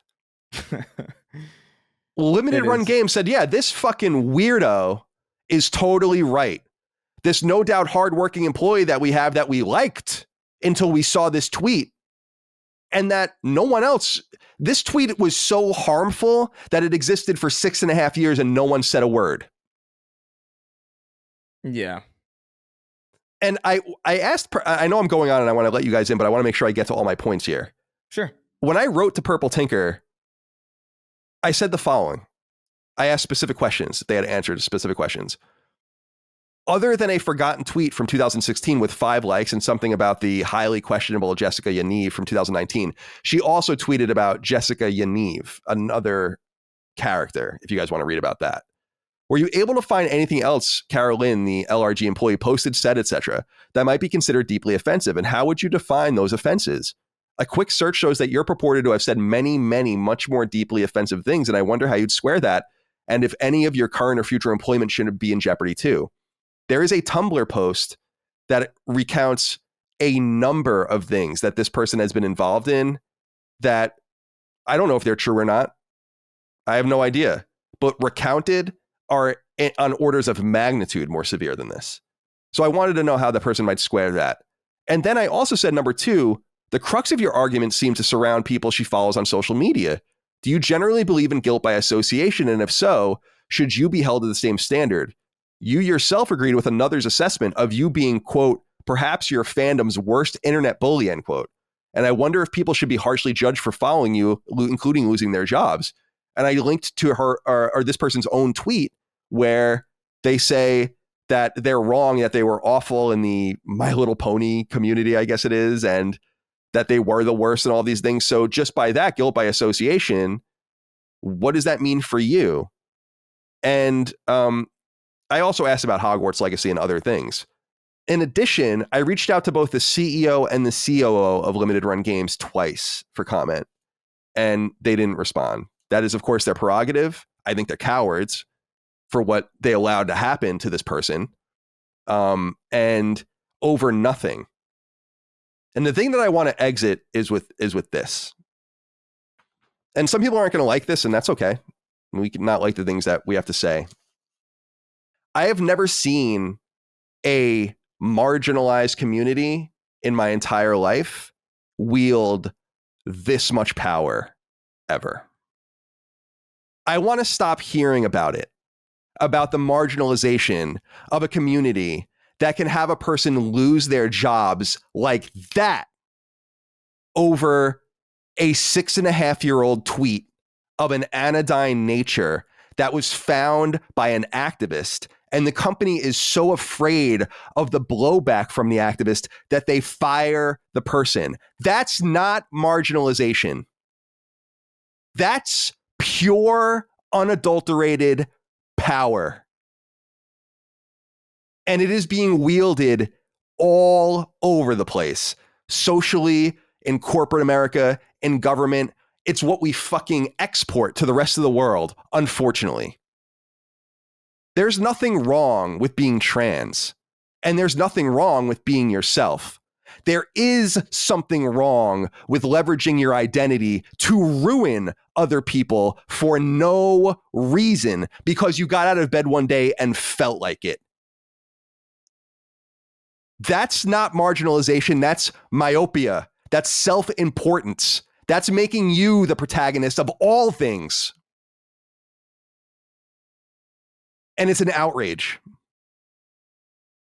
I reached out to Carolyn as well and asked her to come on the show twice. I haven't heard back yet. I'm going to leave her alone. I'm sure she's getting inundated with requests. Yeah. That's how I feel, and that's what I wanted to say about this. So marginalized that they wield the power to ruin. so marginalized that the people that choose to speak in this community online come for you if you say the wrong thing, that have so much power that we all have to pretend that none of this existed 10 years ago. That's how marginalized. Sorry. I mean, that's fucking insanity. And that's all I wanted to say. Mm-hmm. Anyone have anything else they want to pick up? No, I would say like, yeah, I think it's just such a bizarre, because you'd think that, I mean, it's such a specific thing, like, you know, being trans, you know, and it's such a different thing than most people are used to, especially for like the overwhelming majority of like the time that we've had in this country. It's like a fairly new thing. And I do think people are afraid to ask basic questions because of like maybe like some perceived bigotry or blowback. And this to me is bizarre. I also think a lot of this backfires, by the way. Like you were talking about Hogwarts Legacy and how that game's being bombarded with all sorts of random things on Steam. It's got like a bunch of different tags. And it's really just drawing down. But it's really just drawing attention. It's the best. I think it's like the best-selling game on Steam or something like that in pre-order. I think it will probably be, because the way to starve something of attention is to literally leave it alone. What is it, Streisand effect type shit? Right. It's number one right now. Yeah. I mean, on the charts from what I can see. It's awesome. That's what's going to happen. I'll say this. Yeah. I'm sorry. Please. I'm sorry. No. I'll say this. I think going after somebody for tweets from, not even tweets plural, but like just literally just like one or what, maybe how many tweets was it just that one tweet that you mentioned, or was that was the one tweet they identified, in addition to her tweeting about Jessica Yaniv, who, I'm sorry, is not a normal person. Jessica Yaniv, so I don't give a fuck about that. Yeah, I'm just gonna be honest with you. Jessica Yaniv, you guys can look that up. Jessica Yaniv is a sincere psychopath. But you know, if it's one tweet from 7 years ago and just following a bunch of people that you don't like, I don't think that necessitates the destruction of your way of life and the destruction of your career. I think that's silly. I follow a lot of people I follow a lot of conservative people who I don't agree with. That's the nature of it. That's like the nature. Like, I wonder how many, and I don't know, maybe this doesn't apply, but I wonder how many, you know, left-leaning or progressive people she was following that they didn't even bother to take into account, you know, because I've seen that happen a lot as well. Where it's just, it focuses on this one arbitrary side, because that used to happen to me all the time. I followed like the Young Turks. I followed all sorts of different people, but everybody would be like, why are you following Ben Shapiro? And it's like, oh my God, because this is a news platform and I want to know what's going on. No, of course. I had to unfollow Ben Shapiro. It's just too annoying. It's getting pretty silly. And this is something I did want to say as well. Yeah. There is something happening, I think, generally in political discourse, where I don't believe anybody is sincere anymore. It is becoming less and less plausible to me that people are really believing the things that they say, because you know, Blair White, I've been friends with Blair White for a while, like not like close friends or whatever, but I saw like some weird thing about, like, she was talking about someone fainting or something. It was like, oh, it's so weird how it was basically like linking people kind of having strokes and heart problems to the vaccine. Oh my God, this shit is getting so tired, man. And to me, it's just like, I remember in high school seeing so many compilations of people having strokes on television, and like just these, it was like live leak type shit where it would happen a lot. And I just want people to break out of this weird political, like, toxic gas that everybody's in, and just see where they actually are, and just stop brainwashing themselves. Because this is a side effect of all this shit. The idea that you cannot follow a person on a platform without fear of losing your job is us being completely lost. It's fucking insanity. It is, following is not endorsement. And even if it was, I just don't, I can't sympathize with this thought process. I don't understand why this person lost their job. I don't understand why companies think this is a big enough deal to fire people over. It doesn't really make sense. And I think we're going to see that when Hogwarts Legacy comes out. It's probably going to be like the biggest game of the year. Even if it does suck, by the way. I think it's going to sell insane. So I just want people to calm down. I just want everybody to just step away from the computer, go outside. I know touch grass is like kind of like a condescending term, but sincerely go outside. Like actually, like just breathe real air, speak to real people. So you can just maybe have this flashbang of being made aware that the internet isn't a reflection of the world that actually surrounds you. Right. Because it's getting fucking tiring. Yes, it is. And but here's what here, and Dustin, I'll get you in here for sure. What I'm fearful of, and I'm seeing this I'm a right-wing person. I know I'm not extremely right-wing, but I am a right-wing person, and I'm in some of those circles, and I see what people are saying, and I appreciate that a lot of people think I'm reasonable and all of that, but I'm a conservative, and you know what I see is like bubbling up in a great deal is like the notion of like, fuck this. You know, this is like, if people want to do this, then we're going to fight back, right? Like that we're going to come for your jobs. We're going to go after your advertisers. We're going to do this. We're going to do that. And I'm like, this sucks. You know, this descends into complete madness. But I understand where that instinct comes from because it doesn't stop, right? I brought up Gina Carano earlier as being one of the follows. It's like that is like hundreds of stories ago in the world of this corruption of society, and this idea that's what I was saying. It's like, what is even things are happening so quickly. It's like, what is even going on? When did this kind of person, and I'm not saying trans people, what I mean is like this kind of activist nut job get power. That's what I mean. And what's unfortunate is that it intersects with reality, because this Carolyn person probably is one of those normal people you'd talk to in real life. The purple tinker person is the one that's the fucking internet guy, right? That's like, I'm coming for you. And no, that's the intersection of the world where it doesn't matter what happens to him, right? Like, well, I mean, on a personal level, it matters to him. I'm saying it doesn't, the fallout to anything doesn't affect him. It only affects the person in the real world.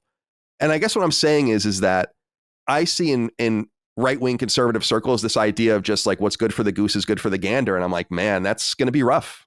In fact, I'm not to be political, but you're already seeing it playing out in Congress with certain congressmen getting removed completely from committees.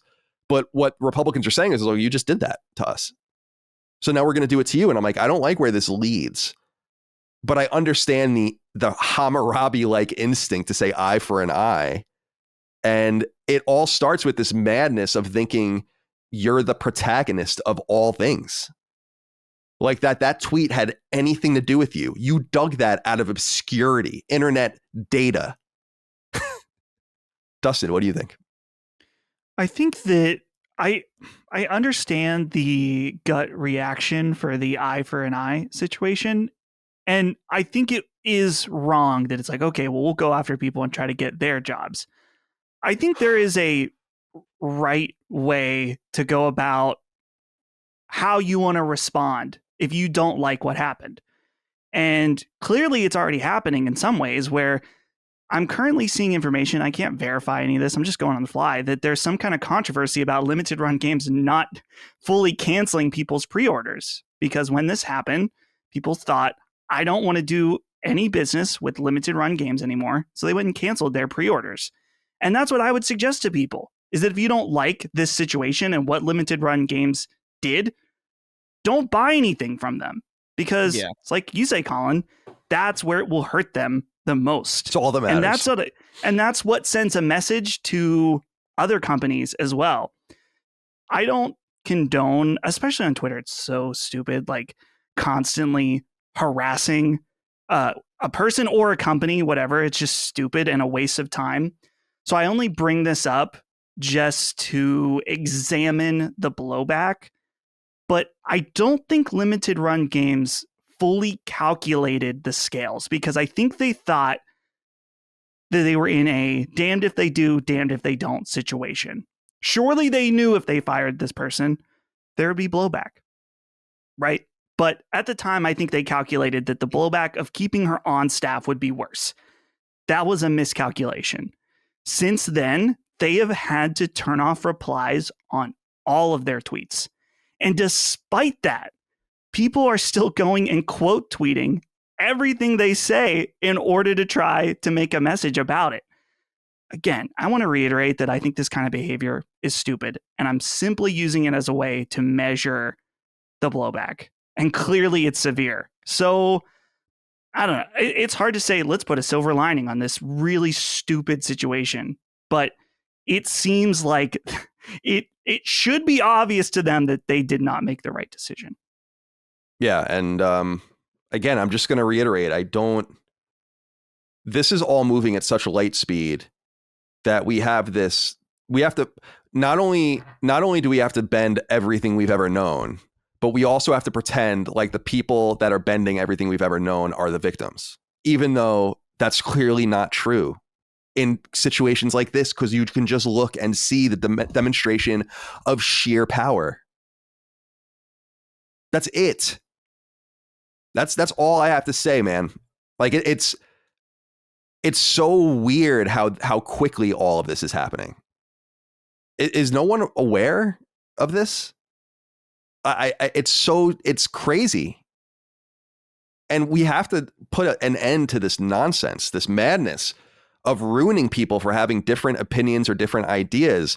I'm sorry, like, I support trans rights, but I have questions about the biological reality of things. I have questions about history and tradition and all these things. Why is that bad?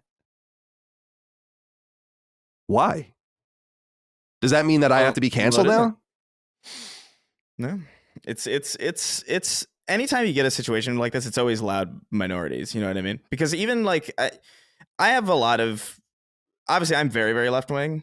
I have a lot of very, very left wing friends, and they're also just baffled and confused. Some of them are also trans and like on that kind of in that community, and they're just like, they don't understand. it's I feel like that's largely the case with any time you hear something insane. Like if you see like some like, I don't know, conservative screaming about like, you know, the deep state trying to take their kids away because they got a vaccine or something, that's not indicative of like every single conservative person. And most people look at that guy and they're like, what the fuck is this? And I feel like it's a very, very similar thing, but it is unfortunate that the loudest people are given the most control over how the majority is represented. And that is like really sad.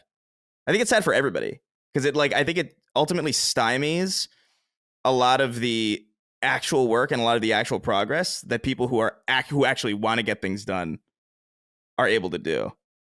And it's a shame.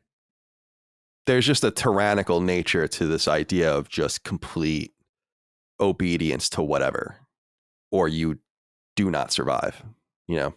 And again, I just question the power differential and what that really means. That's it. And I'm sad about this story because you're right. When I went to dinner once with Dave Rubin, his husband, Blair White, and her partner, and you know how many times trans things came up in our 3 or 4 hours together? 0 times. Because like Blair White doesn't make that agree with her or disagree with her. It's like just not who she is.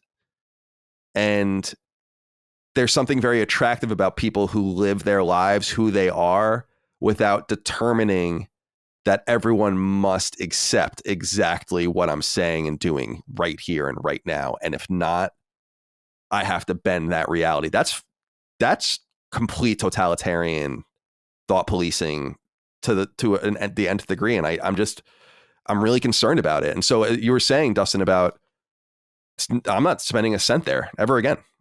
Never. Fuck that. An absolutely unacceptable way to treat someone. That person passed all of the check marks, right? I mean, think about it. That's what's so messed up about it. The person went through the hiring, they interviewed her, they liked her, they gave her a job, they empowered her, they kept her around. She passed all of their tests. Yeah. But then some random weirdo comes out of nowhere off the top rope, like fucking 80s WrestleMania, and takes this chick out.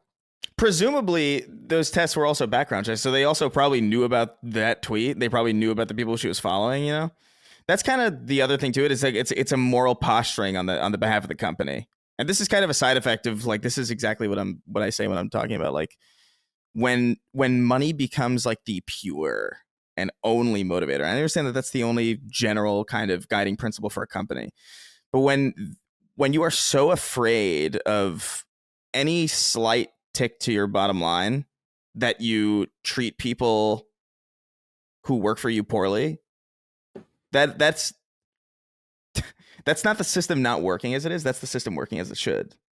That's protecting a bottom line, and it's misguided all the time generally. But that is what's sad about this. And I bring this up whenever we talk about like a company selling themselves to Tencent. It's this pursuit of money beyond just basic ethics. That is, it's where we are now. And it's, it's very well said. And it's again, it's just mysterious to me how that situation I described, which is exactly what happened, right? This person just existing. And then all of a sudden they're just snapped out. And that's called marginalization. And I guess that makes a lot of sense in an environment where we're reinventing and redefining a whole myriad of words. So I refuse, no matter what, to capitulate to this shit. And I don't mean trans ideology or anything like that. I just mean this shit. Very broadly. All of it. None of it's going to pass by me. I'm a vigilant goalie. And I like what you said, Chris, about, and I'll make sure, Dustin, we put a timestamp before this conversation because it has gotten political. I know some people want to skip over that stuff, so we'll make sure that they can do that. But you said that, you know, people on your kind of far left spectrum are in the same boat. And I've noticed that too. And I don't know if you've noticed this, but there is a deep connection being formed between the populist right and what I would describe as the socialist or dirtbag left over this very shit. And it is happening. It's like the Red Scare people are becoming appealing to the MAGA people, right? And it's very interesting. And the only people that are falling prey to it are the people that feel like, to your point, that they have something to lose. And that's the moderate right and the mainstream all in control left wing of the United States. And so they go along with it because that's the power structure. And everyone else can kind of see reality for what it is because they have nothing to lose. You know, it's that to me seems to be the equation. All right. Dustin, do you have anything you want to add before we move on? No, I think I'm good. All right. Make sure to make those timestamps so we can have people certain. Well, if you're listening on free feeds, there will be no timestamps. Oh, okay. But on YouTube and on Patreon, you can skip. There will be no timestamps. All right, my friends. Let's get into what we're playing. And Chris, you're not playing anything this week. No, I've had absolutely no time, unfortunately. So I have been watching a lot of movies, like while I like write and stuff, but not much time for games. By the way, just out of nowhere, that Puss in Boots movie is unreasonably good. Yeah, I saw you say that. Like it is upsettingly good, and I highly recommend it. Actually, why would you say this? It's really well written. It's really well animated, and it's just it's like. Did you ever see Spider-Verse, Colin? Yeah, I did. I really liked it. Yeah, it's like that tier, except I actually think it's, and this upsets me to say, it might be better, which is crazy to me. And like Spider-Verse? I hate that I even think that. I have to see it again to make sure, but like I think that's very plausible. And that's what's so upsetting about it is that it's a fucking Puss in Boots movie. You know what I mean? Like, yeah, you never know, man. That's like, I don't know, man. That's like if Big Mouth that terrible, that horrible, ugly like Netflix. That's like if Big Mouth ended and then like the last episode made you like question whether or not it was better than Breaking Bad. You know what I mean? It's like a really it's like an aggravating thing to Puss in Boots isn't as bad as that, but like I saw someone. I have a question. I'm sorry, Dustin. No, go ahead, Colin. Go ahead. Well, I was just gonna say, I thought I saw someone. It might have been you retweeting it, Chris. Someone saying that why is Big Mouth just keep getting renewed over and over and over and over again, even though everything else gets canceled on Netflix? Did you see that? That was like going around recently? Yeah, I did see that, and it's a shame because that show really sucks. Really not good. But anyway, I haven't had much time to sit around and engage. I want to get back into it, but I've been doing a lot of YouTube stuff, trying to get certain things on track. So, Chris, I have an important question about Puss in Boots. Sure. As someone born in 1993, I'm of course very, very familiar with Shrek 1 and 2. Not so familiar with Shrek the Third or Shrek Forever After, whatever the fuck it's called. Yeah, and I've not seen the original Puss in Boots. If I wanted to experience this, what sounds like Oscar quality animated film, since I believe Spider-Verse was Oscar quality. Dude, so you're kind of comparing it to that. Dude, it might. Where do I need to be as far as the lore? You're fine. You're fine. You're fine. I actually watched, like, after I finished it, I was like so confused that I was like, maybe I should watch the first one. And I watched the first Puss in Boots movie, and it was actually fine. Like, there's nothing. It's not nearly as good though. Like, sure. Like it's. I would say, if you've seen Shrek 2, that's all you need. Good. It's very independent, but it's so well animated. Like it's so good looking constantly. Like not in like a realistic way. I mean, like stylistically. It's just like it's frustrating. This is Antonio Banderas as a cat in shoes, and it's really good. It's like Dostoevsky or something over there. It's like, it's so weird. But that's all I can really say about like media that I've consumed. I know that's not what this is for, but it's the only thing that I have anything to say about. So no, it's fair enough. By the way, just a quick side tangent. It has nothing to do with anything. I bought, like when you're on a rug and so you put like the mat down for your chair. That has little spikes underneath it. So I got to take a picture of this thing at some point. My last mat was disintegrating. Like I just kept going with this thing. Had holes in it, literal holes in it. So I got a new one.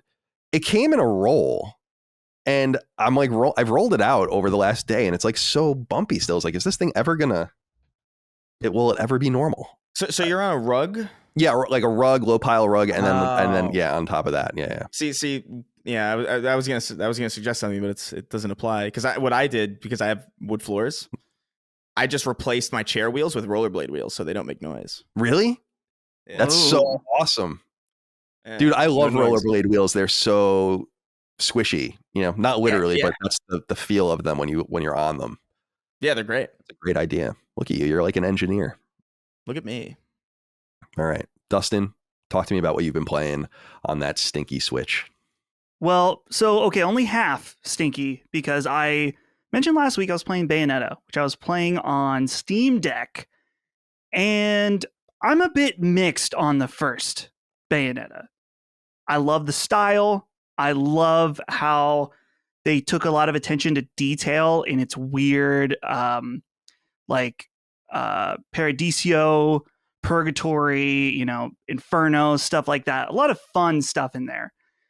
The difficulty is kind of all over the place. I played the game on normal. I beat it. By the end, it was one of those like, I don't want to switch it to easy, but I almost did, and I didn't. Beat it on normal, so I was happy about that.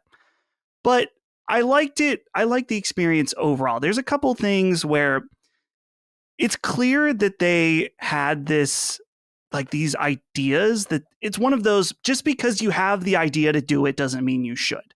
There's a mission where Bayonetta is on a missile and you control the missile around and shoot. It's fucking horrible. And it's very long. It was making me question my sanity.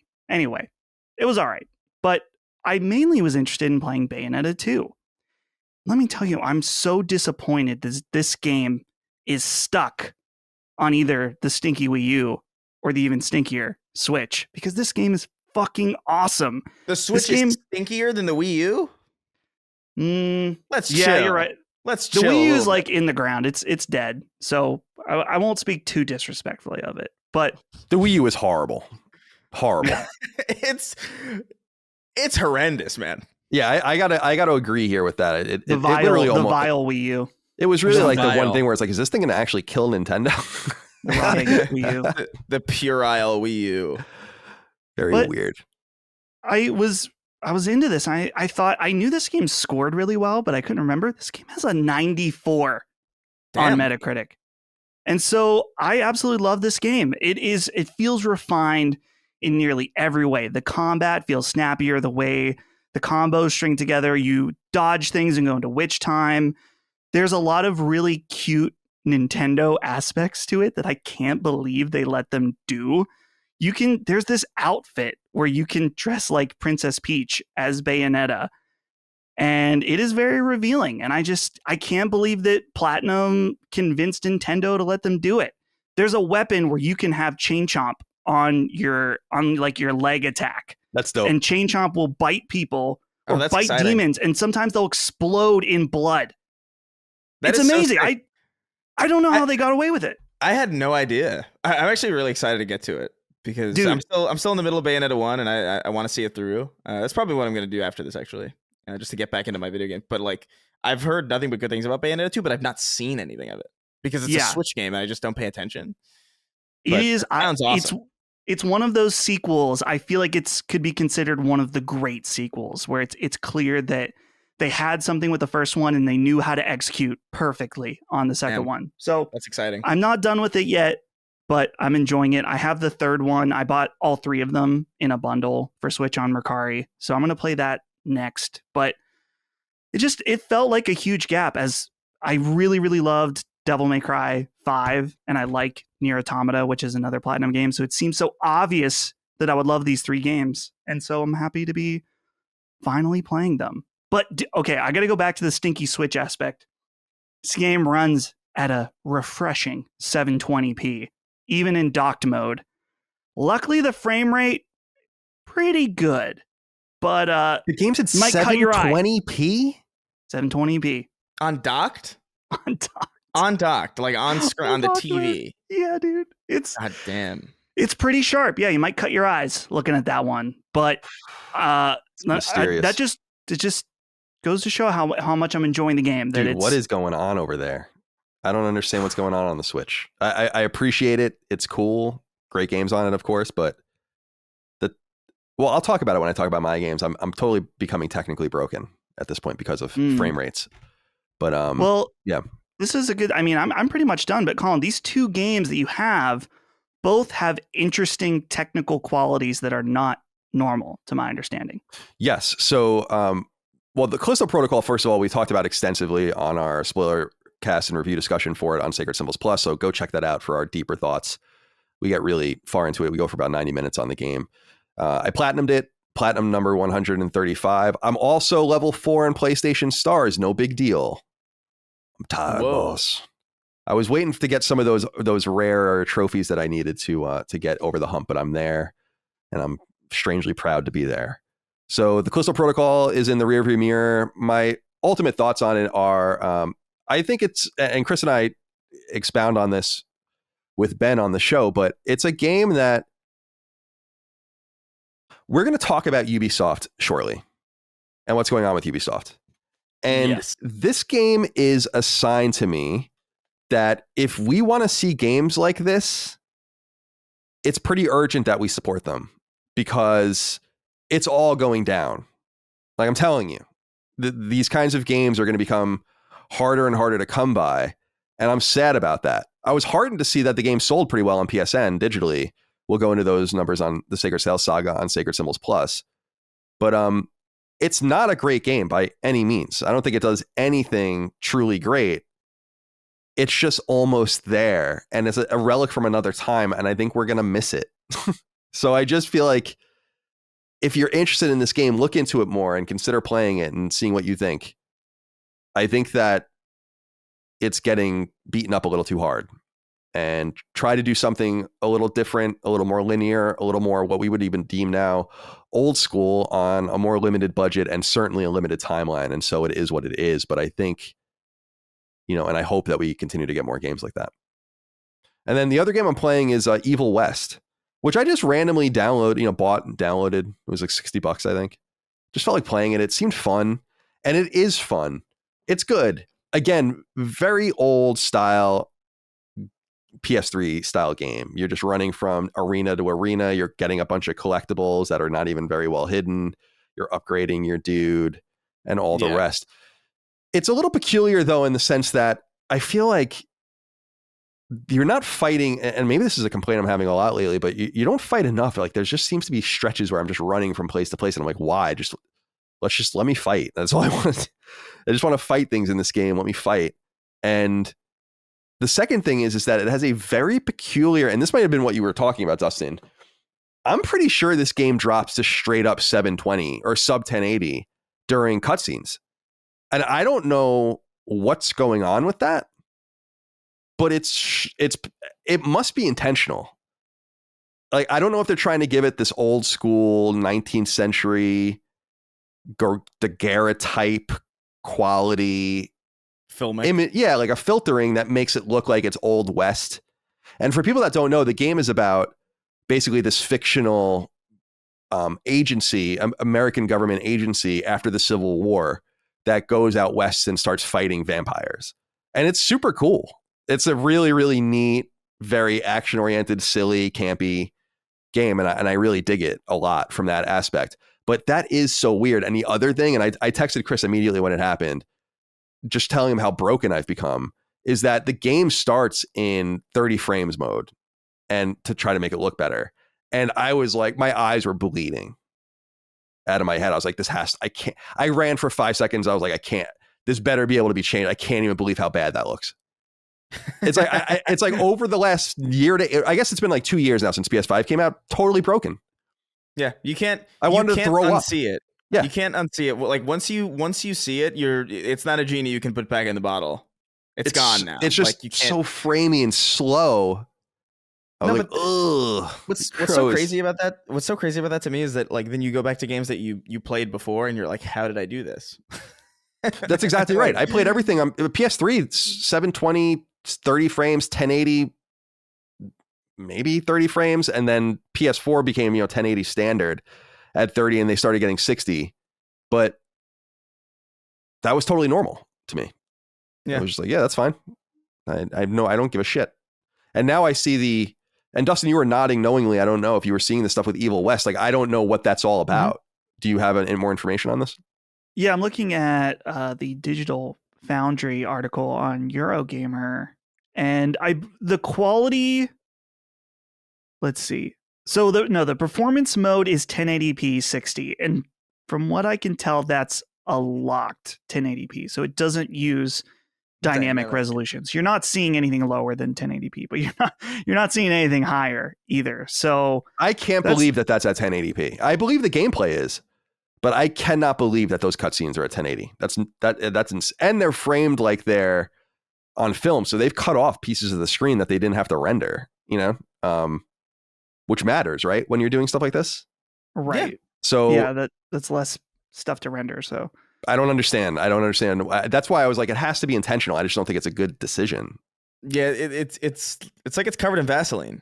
Yes, it's like there's something blurry about it, and it's weird because it looks very, very detailed, but it also looks really, really blurry at the same time. And it's sort of like it snaps your brain in half trying to look at it, or at least that's how I felt. I didn't really get that far into it because it was that distracting to me. Like I couldn't, even in gameplay to me, like it looks really blurry. Like not as blurry as the cutscenes, but there's something slippery about it, or like the screen is smudged in some way. That's very, very slight, and I feel like it's just like it's right at the cusp of my personal neuroses to be accepted. Like I can't get through Evil West because it just blurs my brain. It is jarring. It reminds me of what we were saying about Crisis Core going into the old PSP artifacted, fucked up looking. They're still pretty, but not as high quality FMVs. that they were basically still using, even though the game has been remade and is so at such a higher literal resolution. Yeah, I don't know that I recommend Evil West unless you're really looking for a PS3 style, almost like Call of Juarez, just shooter, third person shooter. But it is fun to play.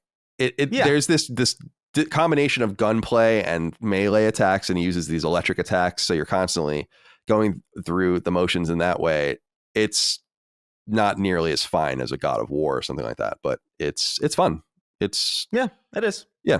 So it's there. Maybe a game you might want to wait to go on sale, but certainly something worth checking out if you're into kind of more linear third person shooters, and certainly replayable too. It's not very long. Flying Wild Hog doesn't really make long games, and there's a new game plus. So there's a way to continue to play and just do it again.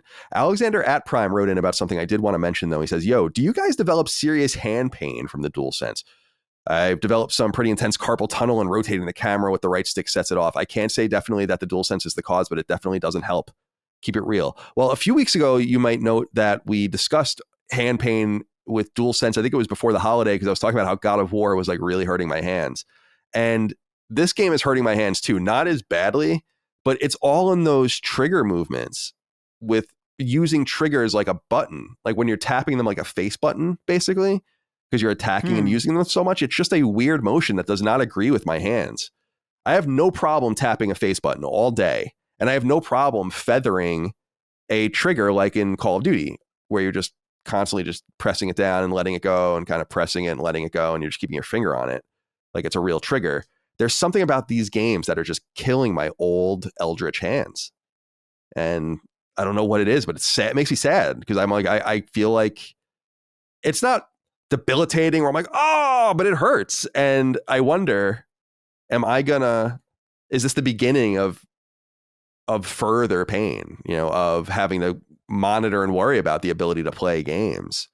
And what will I do without these hands? Like when George becomes a hand model, you need to get them pampered. Colin, your problem is the opposite of mine. I will specifically map attacks to the R1, R2 in order to avoid tapping the face buttons, because specifically on the DualSense, tapping the face buttons is what really kills my thumb. So is that in regards to your injury that you refuse to get ameliorated?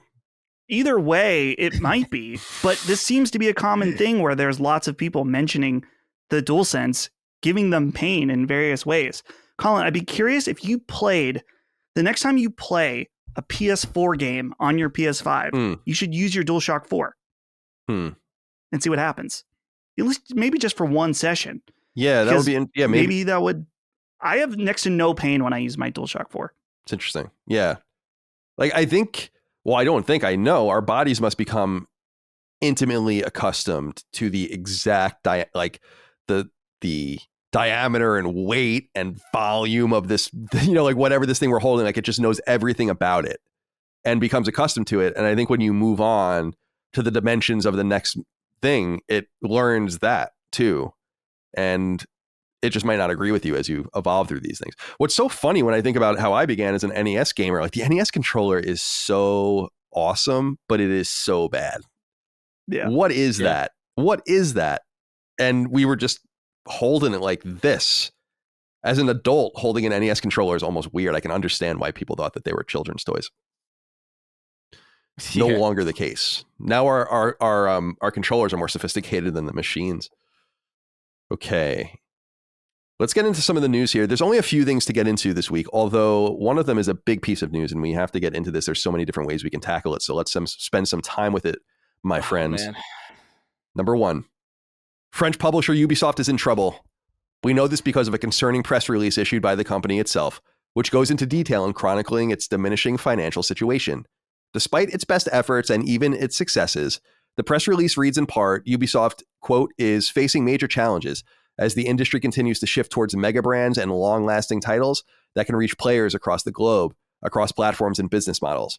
Our strategy over the last 4 years has been about building long-lasting live games and adapting our strongest franchises, mainly Assassin's Creed, Far Cry, Ghost Recon, Rainbow Six, and The Division, to these converging trends to make them truly global brands. However, the games from this investment phase have yet to be released, while our recent launches have not performed as well as expected. Compounding this effect in the context of worsening macroeconomic conditions, the trends over the holiday season, in particular the last weeks of December and into the beginning of January, have been markedly and surprisingly lower than expected, end quote. Thus, Ubisoft co-founder and longtime CEO Yves Guillemot notes that the publisher, which employs a seemingly absurd 20,000 people around the world, will be going into a cautious posture. In addition to austerity, write-offs, and more, Ubisoft is also canceling 3 games that it claims are unannounced. This makes for 7 canceled Ubisoft games at least in the last year. Hundreds of millions of dollars in savings will be through shedding some weight, or as we know them, layoffs, though they call it restructuring. The press release specifically notes that they are also looking to divest so-called non-core assets. In other words, some of their IP and studios may be for sale. Buried in the press release is even more bad news for the company bad news for the company. Its absolutely tortured ship combat game Skull and Bones is delayed yet again. In development for a decade and announced nearly 5 years ago, Skull and Bones was originally intended for launch on PlayStation 4 in 2018. It has been officially delayed no fewer than 7 times, and I guess Ubisoft really believes in it. Big upcoming Ubisoft games include Assassin's Creed Mirage, Avatar Frontiers of Pandora, and The Division Homeland. And other in-development games include remakes of Prince of Persia Sands of Time and Splinter Cell, the questionable X-Defiant, a Star Wars game, and more. This is big news, and I'll throw it over to you, Dustin, first. Let's go to Justin Schwab, who I think frames it nicely. Hey, CDC. Simple question. What even is Ubisoft anymore? What say you? I feel like this isn't surprising to me as someone who doesn't like Ubisoft games. And this is where I'm trying to look at this objectively, because I know that like Chris and I feel the same way for the most part about Ubisoft games, but Colin, I know you love them. So, but I think that overall, this is a company that's stagnated by having their set 4 or 5 games that are already very similar checklist games, and then just doing it over and over and over again. And eventually people say enough. They did the smart thing and took a break with Assassin's Creed for a little bit and revitalized that franchise. But what did they do again? Made another and another. And this is another, and even longer than the last one. So to me, yeah, I'm not really surprised that they're kind of slipping when people are kind of, especially now, and this is a reoccurring conversation on Sacred Symbols, is that people have experienced what new open world games can be. Games like Elden Ring. And I'm not saying every game needs to be like Elden Ring, but if you're still doing the same thing that you were doing on Assassin's Creed 2 in 2009, people are over it. So I just see a company that hasn't properly adapted. And in the areas that they have tried to adapt and make live service games, they just don't seem to get it. Which, I'm not saying a live service game is something easy to nail down, but their failures in particular with Hyperscape and this X-Defiant game don't really seem to make a lot of sense. So yeah, it's not at all surprising to me, really, but I wonder what they do going forward, because it seems like if they're going to be less experimental, then it will just be a doubling down on the things that they've been doing. What do you think, Chris, about this seeming decline in the fortunes of what was at one time considered one of the big publishers in the industry? Yeah, I mean, I don't know. I feel like everything Dustin said is more or less how I feel. Like I just feel like they just don't know how to adapt, and even beyond that, they don't even really know how to support the things they've already been supporting. Like it's very bizarre. Like you have this. I mean, people were pretty interested in Beyond Good and Evil 2. Just the very premise of it existing alone was fascinating, and just like, you know, that's cool. And I remember seeing bits of it early on and thinking like, that looks cool, I'm down. And then it's just in development hell. The same with Skull and Bones. Although, like, well, not, you know, I'm not as interested in Skull and Bones, but like that's another development hell kind of game. And that's Splinter Cell. Weren't they working on like a Splinter Cell VR thing that they canceled, and just all this weird stuff? And it feels like primarily a managerial problem where I don't know what happened, but it feels like all of their good managers left and they weren't replaced by anybody. That's what it seems like, because I have never seen a publisher in this dire of a situation, at least from the outside looking in. Granted, we've seen Capcom kind of be on the back foot. We've seen that before. But Capcom being on the back foot back in the early 2010s, it's way like that's I don't know. It's just such a different scenario when you have games that just kind of come out and don't perform well versus games that just don't come out at all and then you cancel 7 of them in a year. Like that's a wildly different form of failure. I think a far worse. So I don't know. It's getting to the point where, like, even if they were to announce something that was very, very exciting or very, very promising, the general sentiment around this anymore is, oh, it's a Ubisoft game, so I don't even trust it's going to come out, or I don't think it's going to be good because it's a Ubisoft game. That's the general kind of reputation that the last several years of Ubisoft's output has contributed to. And it's unfortunate, but it's really hard to imagine them getting out of this. Like, I struggle to imagine a future where we even... Like, will Ubisoft be here in 7 years? I don't know. Well, that's the thing, is that I think we've seen publishers fail, but never a publisher of this size fail before. THQ went away. The old THQ went away. Acclaim went away. There's like a bunch of different things that didn't Midway. There are a bunch of things where it just seemed impossible to think that these companies would go away, and then they did, but none of them are anywhere near as big as Ubisoft. But here's the fucked up thing. I have a little bit of analysis about this. Sure. Ubisoft employs more than twice as many people as Activision Blizzard. Whoa. How is that even possible? And why? Why would you ever can you imagine how much that costs? Now, they have people in India where they probably pay them almost nothing compared to where they pay them in Montreal, where they're going to pay them a shit ton. They obviously have a well-distributed set of dozens of studios around the world, which I think a lot of are going to go away.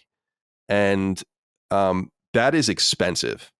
Now, they've done a few smart things. They've invested in their engine, Snowdrop, to a degree where it can be used and they're not licensing too much, although I think they do license engines in certain games. They have this well-established series of...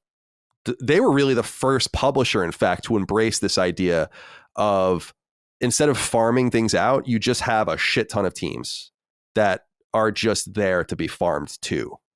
And instead of paying for the contract work, you just own the team, and ultimately this kind of work pays off. And when you have a constant circulation of Assassin's Creed games every year and Far Cry games every other year and Just Dance games every year and on and on and on and on and on, it makes a lot of sense. But that's not what the industry wants anymore. Ubisoft is ill-positioned for what people want now. I think Ubisoft can stand to lose more than half of its headcount. And I wouldn't be surprised if that's what happens ultimately, as a lot of these studios kind of fade away, because you don't need 3 Assassin's Creed games in development at once, although they do have that and they're going to continue to do that. What you really want is one in development and everyone works on it. It's kind of what happens with Call of Duty. I mean, Call of Duty is always in the hopper with one of the 3 core Call of Duty teams, but its entire apparatus around it is working on the next game, right? And then they all kind of move over to the next game, and they all move over to the next game while those particular home studios shepherd the individual projects. They just don't need to do it this way. And so I don't know how they bloated to this size. They are publicly held. They're going to be kept in check. There's going to be issues with this, and they haven't experienced a corporate situation that put them in existential peril since the Vivendi buyout, which was years in the making. I mean, it took years. Every few months it would be like, now they own this much, now they own this much, now they own this much, now they own this much. I said they were publicly held before. It's not quite true. So for me, I just look at the situation with Ubisoft's portfolio. And yeah, you're right, Dustin. I engage with a lot of their games, The Division and Far Cry, in a pretty heavy way. So a couple of them. But I was actually looking at what games have they released of consequence since PS5 came out. And the answer is, it seems like they released like between 6 and 8. You have Watch Dogs Legion, Assassin's Creed Valhalla, Immortals, Phoenix Rising, Far Cry 6, Riders Republic, that Rainbow Six game Extraction. You have newer games like Roller Champions and others that are smaller. This is enough success to sustain a publisher with 10 studios and a headcount of 5,000. I mean, that's the thing, is that that's why I was so confused. When I see things like this, I'm like, Far Cry 6 was one of the best-selling games of 2021. What are you talking about? And 2022, it's going to be in the top 20. Yeah. That's a lot of money. And you have all of these other games. Rainbow Six Siege still has a pretty healthy player base. What are you doing? Like, how have you it's what you said, Chris. They failed behind the scenes. The games aren't really bad. They get a lot of shit, but the reality is this Assassin's Creed is huge. Those 2 recent Assassin's Creed games were both very well selling, briskly selling games that people played over long periods of time with lots of DLC support. You know? Not the games. It's just they're bloated, man. Like, they're just 20,000 people is insane. That is crazy. Very, very unnecessary, I think. I don't know, man. I have a question, which isn't directly, I mean, it's related to the topic, but this is a PlayStation show, is that I'm shocked about them saying Mario and Rabbids underperformed. It has Mario in the title. Either their expectations were out of check or something was wrong with the marketing of that game. I think maybe people are, I don't know. I assume that those games typically sell well, the Mario Fusion games that Ubisoft has been doing for a while, or they wouldn't keep doing them. And Ubisoft has been a long time proponent of Nintendo hardware, even when the Nintendo hardware was bad. I mean, they were Wii U's biggest partner. And so it's hard to tell what their expectations are, and if they've gained a sort of second party confidence that their games are going to sell well, and then some of them are soft. Because I assume most games that come to Switch don't sell well at all. Switch has major tentpole games. And I don't think that there's a lot else going on there outside of that. There's a lot going on within those tentpole games, more than anyone could ever hope for. But yeah, I don't think that makes sense, though. Go tell me why. Because every indie game gets a Switch port. And games that shouldn't get Switch ports get Switch ports. And they wouldn't spend as much money as it would take to dumb down a game to put it on Switch, because it's not an easy feat if they weren't selling copies. Well, I will tell you an extensive amount. I will tell you this, as far as supporting your claim, is that I do know from firsthand knowledge that the minimum publish buy from Nintendo for Switch physical games is several times higher than it is on PlayStation. In other words, you have to have a pretty categorical confidence that you're going to move some units, or they won't publish your game at all. And so any game that you see physically come to Switch is 5,000, 6,000, 7,000 copies at the least. You can publish 1,000 copies of a PS4 game. You know, so right. That's a high level of confidence in an independent release, for instance. So it does support your claim. I don't know. I don't feel like, yes, everything comes to Switch. What I hear from some indie developers that I know about Switch is that it's completely flooded. Not with garbage necessarily only, like it is on PlayStation Network with shovelware, but it's just got a lot, because that is where everyone's putting their games. And so it's becoming like if you were there or have like a certain connection, if you're like a yacht club and you get promoted in a banner or something like that, that's good, but there's not great discovery tools and all the rest. But I'll leave it up to the individual developers and players to make those determinations. I was trying to find what happened here, because I said that I wanted to get the shares situation situated, because the Guillemot family owns some of Ubisoft. Vivendi bought a bunch of it, although they didn't get to 50% plus one, and then some of it is traded on the French market. So there's some sort of complex amalgamation of ownership there. All right, let's get into some of these other questions here. Cody Hengisbach wrote in and said, "Hello, Sacred Bros. What in the hell is going on with Skull and Bones? It recently was delayed for a 6th time. I count 7 personally. And at this point, is anyone going to care if and when it releases? At what point does Ubisoft just scrap it? I'm curious if anyone is even excited. I'm sorry, both you guys and the public in general. And how the hell does a game get this mismanaged? Sending love from the Mitten State, Michigan, Murder Mitten." All right, Chris, let's go to you. Skull and Bones. I don't understand why they are so insistent on making this game a thing. I can not even imagine. Now, again, development in Singapore, it's going to be cheaper, but how much money have you spent on this thing? This game was supposed to come out 5 years ago. So Yeah. they must have remade it at some point along the way, I would hope. And they must see something in it. And I think it's, again, to this drive I was mentioning earlier of having some sort of differentiated live service game. I think that they just think it's important. And I don't know. I feel like this game is going to come and go. I don't know that they're going to be pleased with how it does. I could be wrong, but it just does. I just don't know why they are dumping so much into this as they cancel project after project after project. Yeah, this game is a confusing one for me because I feel like this thing is destined to die. I don't see the audience for this. I don't see the excitement for this.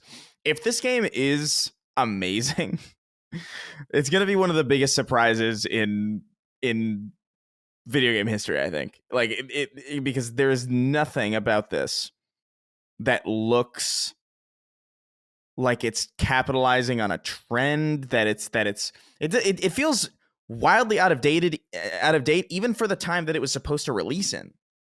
You know, like that whole pirate thing with like Assassin's Creed Black Flag and Assassin's Creed 3, that was like early 2010s. Yeah, tail end of the PS3 era. And even by then, I feel like people were just like, all right, well, you know, we got Black Flag and it's fine. You know, that was cool. It was good. People liked it. But the idea of just making a game all around one mechanic of another game, I don't know. I don't know if that works, especially if it's been in development hell for this long.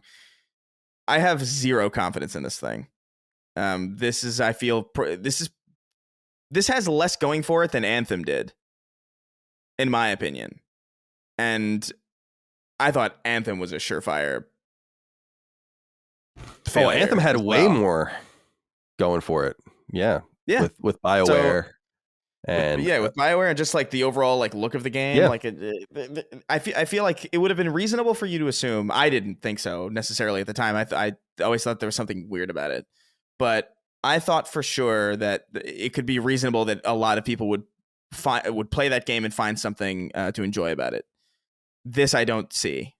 We've seen some behind the scenes videos of like streamers or something who were talking about it. I remember when they had that was it at the Game Awards or was it at it was at some event that they did this whole Skull and Bones thing where they had people like green screen CG'd on the boat and like giving like presentations. And like they were talking about like they had like interviews with streamer people, and it was all people you've never heard of talking about how much they loved it. Just very, I don't know. This thing better hit because if it doesn't hit, they're in a lot of trouble. I think games develop somewhat of a stink when they stick around too long. I think you gotta know when to cut the cord. But maybe they're sitting on something truly great. Maybe it's hard for me to envision. It's always possible. But and you know, like Dead Island 2 is a great example. Like that game's been in development hell. I think a crazy unorthodox development history being passed around between, I don't even know how many studios. I think 3 at this point. And that actually looks kind of good despite all that. The difference is I've seen Skull and Bones already. Like we've seen what that game's going to be, and I don't see it. And correct me if I'm wrong. I don't know if we've had any write-ins from fans or listeners or anyone who's gone to bat for this. No, I don't think so. I've not seen it. I've not seen it in comments. I've not seen it in the few times that I'll go around looking into at the Patreon. I have not seen anybody talking about this in any other capacity than what is going on with this thing. No, they all well, I'll put it this way. They take a lot of other stranger stands. So that says a lot about this particular one. no one will stand for Skull and Bones. But we'll see. We'll see what happens with it, and when it comes out, it is apparently. So I'm a little bit confused by this because they said it'll come out late 23, 24. So that indicates their fiscal year, I assume. So that could be as soon as this spring, I think. But I don't know if I'm reading that right, because a lot of people are saying, "Oh, it means like later this year or next year," and I'm like, I don't think that's what they mean. I think they mean the fiscal year, but maybe not. I don't know. Something important to point out about Skull and Bones is in 2021, so July 20th, 2021. Not friend of the show, Ethan Gatch, but good reporting is good reporting. Did a big dive on this game at the time. And he writes in this article that in addition to hiring a certain number of people at its Singapore studio in exchange for generous subsidies, they said, Ubisoft Singapore must also launch an original brand new IP in the next few years. So the government of Singapore is involved with this game. Interesting. Which is part of the reason why I think it has become this albatross around Ubisoft, that they have to make something.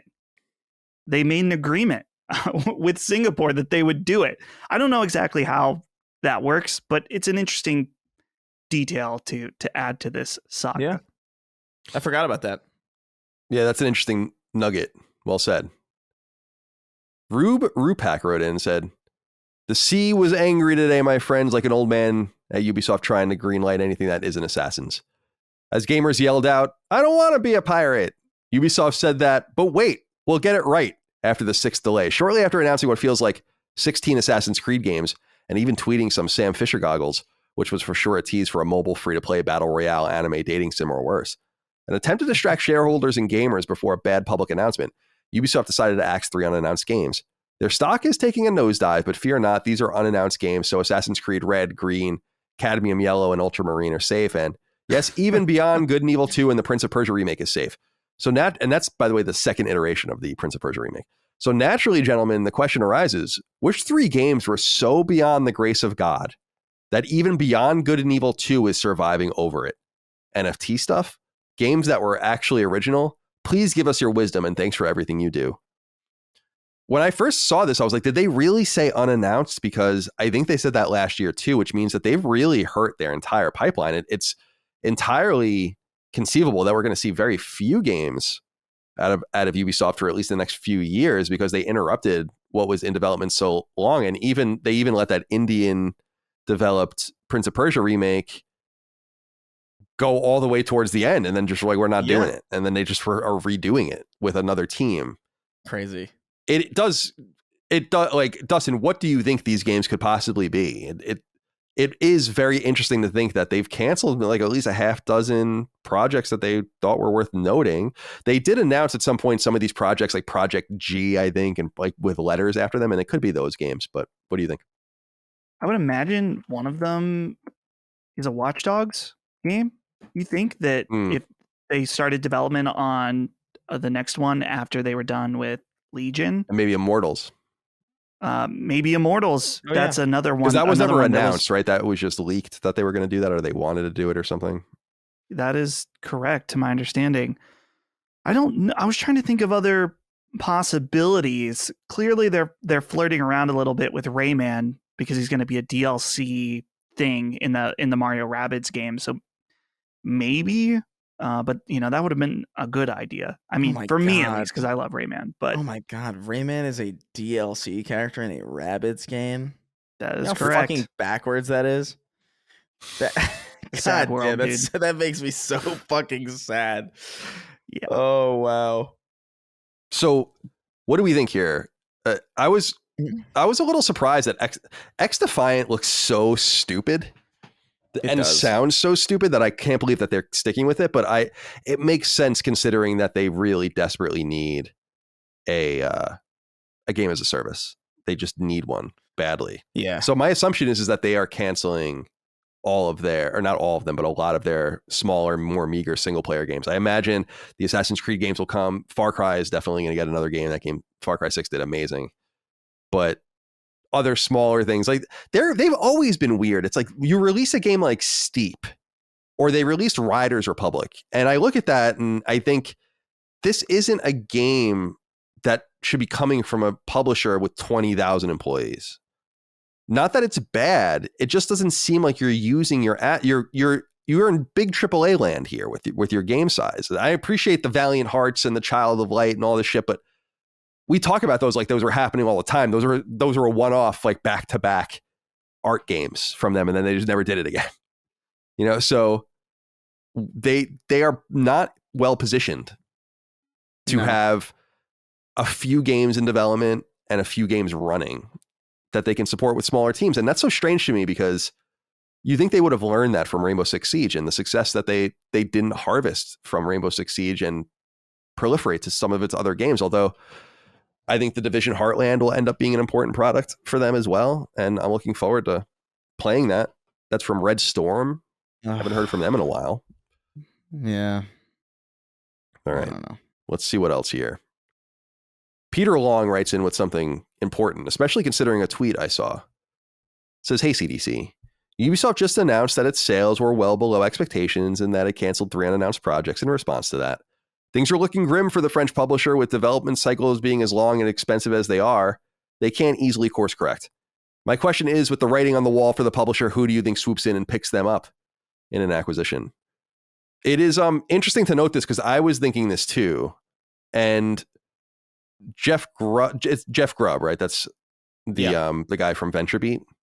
He reported on Twitter that Ubisoft had spoken to a bunch of publishers, and I think he used the term they were basically laughed out of the room because they are so bloated that I don't think that there's almost any value in most of the machinery. I think the value is in the IP and a select few studios. Like if I were outside, you definitely want to get Ubisoft Montreal. You would definitely want to get Massive and a few other teams. But I don't think the major mistake Ubisoft made, or one of many mistakes, is concentrating power in a couple of studios and not letting it really flourish elsewhere. Ubisoft Toronto, they'd probably keep around. So I see a situation where if Ubisoft can't course correct, first of all, they're going to cut heads. They're going to try to figure this out and all of that. But assuming that they can't figure things out, they might scale down even more. That's why I noted in my write-up that they talk about spinning things off and the possibility that some of this stuff might be for sale. Dustin, who do you think might come in and be interested in some of these pieces? Well, you imagine right now that I'm trying to remember with WWE, they just bought the Saudi Wealth Fund. Was that true though? I don't know. I was seeing that floating around on Twitter. Yeah, I don't know that that's been confirmed. So either way, clearly they're very interested. Wouldn't it be ironic if it was Vivendi who went in after they fought them off? Vivendi was getting close to just hostily taking them over. Right. So, I mean, maybe they would still be interested, but you would imagine that whoever if they were interested in buying them, they would most be interested in the IP. If the case about them being bloated would be true, is that they could go in and get the IP and then kind of hopefully scale down and focus on the things that would work, which to me sounds like hopefully a player like Tencent wouldn't necessarily be the right person to do that, or the right company to do that. So I'm not entirely sure given their circumstance.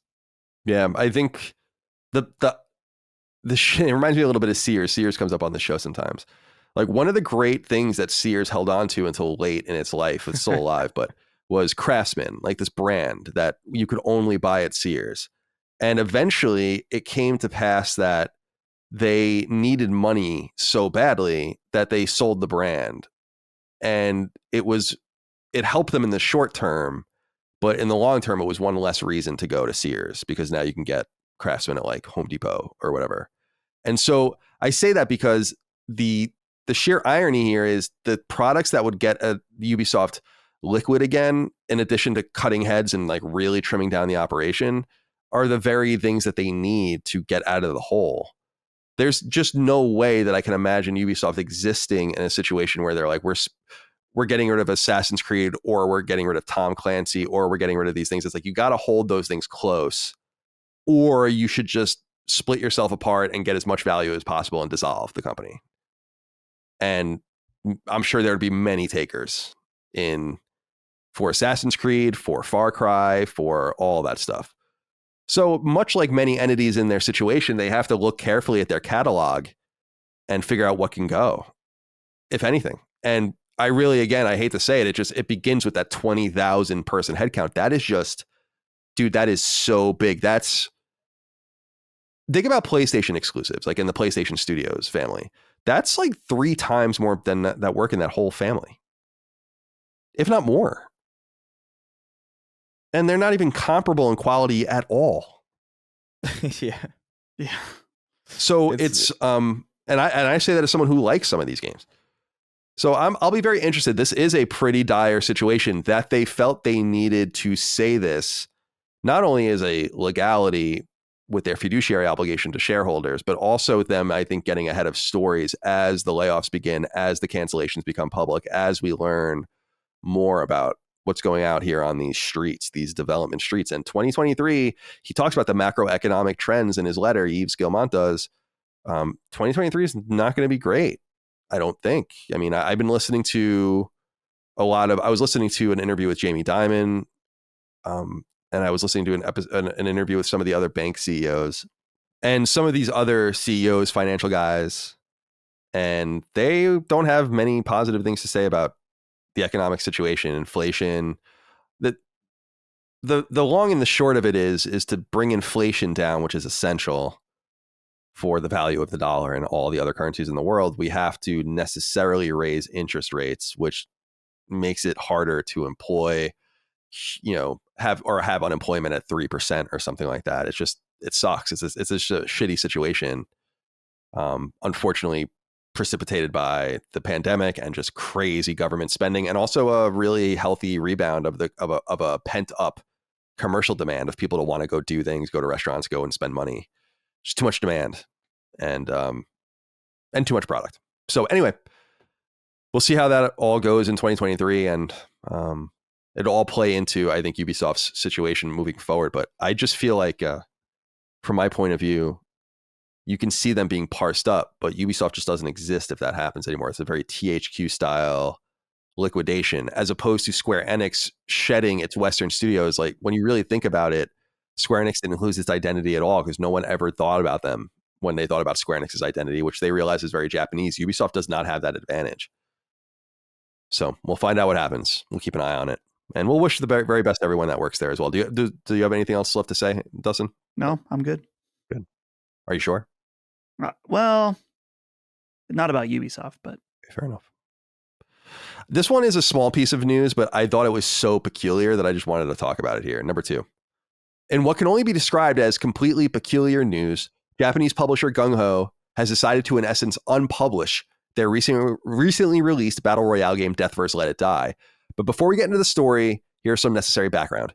You may recall a fairly obscure game that came to PlayStation 4 in 2016. It was called Let It Die, and it came from artsy studio Grasshopper Manufacture. You would know Grasshopper Manufacture best for their 2005 GameCube game Killer 7, the 2007 Wii game No More Heroes, 2012's PS3 game Lollipop Chainsaw, 2013's Killer is Dead on PS3, and others. Also relevant to know is that Grasshopper Manufacture was once owned by Gung Ho, though Gung Ho sold the team to Chinese entity NetEase in 2021. Anyway, Gung Ho identified potential for this action game to be turned into an online game and contracted a different studio called Super Trick, which delivered an early access version of that in 2022 and a final version later that year. Well, it hasn't gone well.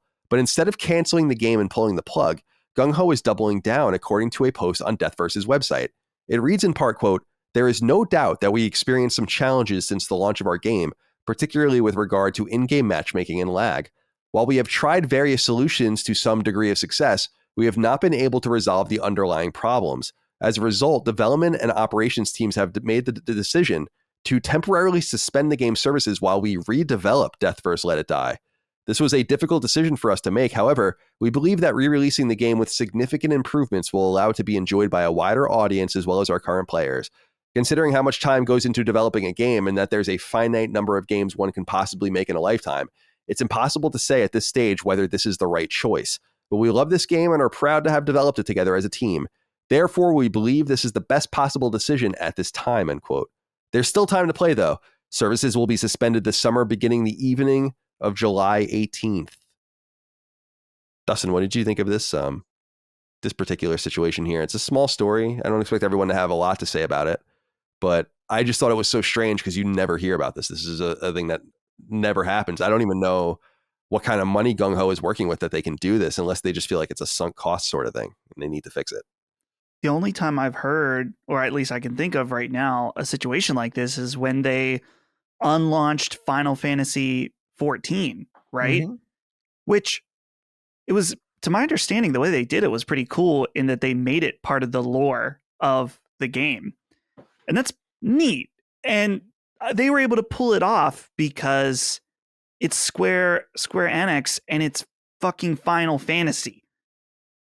For this, I kind of feel like the damage is done. If your game is dead and it sucks, even if it comes back and it's awesome, with a title as obscure as Let It Die, which I guess we know about it, we're talking about it, but I think the average person or average person playing games doesn't necessarily know about Let It Die.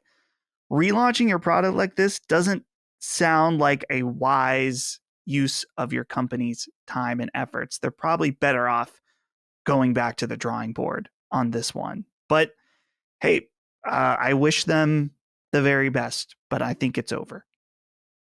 What do you think, Chris? Anything to add? I think unfortunate name for a game going through this. Yes. This specific kind of thing. I know. Why did I think of that? That's so funny. That's the first thing that jumped out to me. I was like, that's really unfortunate. But I think I want to go on the record as saying this. I think this is cool. Like I don't know what this game looks like. I've not seen any gameplay of this. I have no reference for what it even is. But I do wish that games took this approach more often than they took the approach of let's release a piece of shit and then and then slowly patch it into something that's reasonable. Like I suggested they do this with Halo Infinite like months ago, where I was like, I would much rather them just like take the game down and spend a lot of time making it what it's supposed to be and come out with like a proper, like make a brand new proper first impression than like slowly chug along to this point where eventually it'll be fine. And then people will be like, oh yeah, that game got good eventually. I just hate that this game got good eventually shit. I'd rather they just went away, did the work that they needed to do, and then come back when they feel the game is in a place where it needs to be. And so, you know, I applaud the devs on this. I don't know if it'll make much of a difference because obviously the IPs that we're talking about when we talk about this kind of thing is Final Fantasy, Halo, things with like a massive amount of appeal, which will kind of survive regardless. This is a lot more niche. It's a lot more, you know, small time. So we'll see whether or not this ends up being a good decision for them. But, you know, I think it's a cool idea. And I think because of that, I might keep this game on my radar just out of sheer curiosity now. Because this rarely, like we said, this rarely happens, if ever. By the way, guys, I just received this email. We were talking about HBO earlier. I literally subscribed to HBO 36 hours ago, and I just got an email saying, upcoming price change. Your HBO Max ad-free monthly plan will increase to $15.99 a month. Look what you did. Plus applicable taxes. Starting on your next billing date. So it's $1 increase. Dude, I'll stream all those services. My Apple Music went up. Our favorite, YouTube Premium, went up. Did it? I didn't even notice. I don't, yeah. It sucks. I mean, it's why I just, again, it's not about, I think many people can afford this stuff because you have enough money for some basic entertainment. It's just about wasting money for no reason. I just refuse to subscribe to, like, I'm not staying with HBO Max after The Last of Us is over. There's no way. I'll be back. No doubt.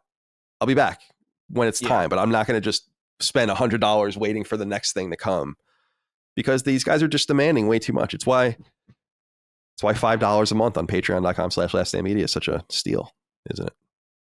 Yeah. That's right. Hell yeah. All right, my friends. Number 3. It's time, as it always seems to be, to talk about new PlayStation Plus games. This time, we're going to discuss titles coming to the top. Why does it say top higher tiers of PlayStation Plus? Because I can't write. To the top 2 higher tiers of PS Plus, Extra and Premium. If you only have the standard Essential tier of PlayStation Plus, these aren't for you. The biggest game of the bunch is undoubtedly Back 4 Blood, the Turtle Rock developed spiritual successor to their mega popular Valve published series Left 4 Dead. Published by WB Interactive, Back 4 Blood came to both PS4 and PS5 in 2021, and its PS Plus iteration will likewise be available on both platforms. Turtle Rock's new parent company is, of course, Tencent. The other PS4 and PS5 cross-gen game available for both extra and premium subscribers is Jet the Far Shore, another 2021 release, a long-incubated game from Super Brothers, renowned for their decade-old plus mobile hit Sword and Sorcery. On PlayStation 5 only, players will gain access to Devil May Cry 5. This doesn't seem to include the original 2019 PS4 version, only the 2020 re-release. For PS4, players will gain access to the following games: 2018 fighting game Dragon Ball FighterZ, episodic 2015 adventure game Life is Strange from Don't Nod, and its 2017 follow-up Life is Strange Beyond the Storm from Deck 9, 2018 third-person shooter Just Cause 4, 2021 puzzler Omno, and the strange 2019 FM game Erica. You'll note that many of these games are from publisher Square Enix, which seems to be growing ever closer to Sony. And at the highest tier only, PlayStation Premium, comes 3 PS1 classics. Ben Studios' 2001 Siphon Filter 3 is the biggest of the bunch. The other two are 2000 Western release Hot Shots Golf 2, as well as 2000's Twisted Metal clone Star Wars Demolition. It's unclear when all these games will be removed from the service. However, the games will appear for your use on January 17th. Dustin, you're usually a critic of the classic games. Specifically, how do you feel about this month's offerings? They are improved, but I'm not going to say it's great. Siphon Filter 3. I know a lot of people like Siphon Filter games. I've never played them. It's not particularly interesting since we already have 1 and 2. It feels like this is something you'd maybe want to put a little later after you've got some, I don't know, at least one major game that people would really ask for. What happened to Legend of Dragoon? It really seemed like that was going to happen. Just kind of evaporated. Yeah, I'm sorry. Go ahead. No, I was going to switch over to something else. So if you got, well, yeah, I was going to say Josh P wrote in and said, "Hey CDC, just saw the list of January PS Plus games, including 3 PS1 games. Sony has given a lot of love to Siphon Filter, but where's Wild Arms 2? Yeah, I would think many people are ready for the sequel by now. Thoughts on when we may see it? Thanks." Yeah, I feel like we will see it, which is awesome because Wild Arms 2 is a great game. It's not as good as the first one, but it's a truly great game. To platinum that would be a great pleasure as well. But you're right. I would love to know what the strategy is. There's got to be some sort of rhyme and reason to the way they're doing this. And I don't know. It's very similar to the PS1 Classic or the PlayStation Classic that's on my shelf back there, where it's like, what did you just take like a Yahtzee bin, like a Yahtzee cylinder, and just fucking shake it with a bunch of different pieces of paper and then just throw it out and see what happens? And it's like, oh, we have this game and this game and this game and this. It's like, why? When you have all these amazing games. So it's a little frustrating, but it seems like it's getting better. Siphon Filter to me seems like a peculiar choice for focus because it's not going to hold up. I can tell you right now, those games don't hold up. I don't need to go back and play them. I am sure it's brutal. And Siphon Filter 3 is probably a little better. It probably required DualShock because it came out after PS2 even came out. So it probably was like a DualShock enabled game. But yeah, I don't know. So Chris, you have any thoughts on the PS Plus games this month? Honestly, I'm usually a harsh critic on this stuff like Dustin is, and I still largely kind of agree. It's not where it needs to be, but it's definitely better. I think overall this month is pretty solid. Back 4 Blood, for as much as it didn't live up to the hype of Left 4 Dead, I actually kind of liked it when I was playing it. It didn't keep my attention, but I think that's like a solid get. I think Devil May Cry 5 is like a no-brainer. I think Dragon Ball FighterZ is great.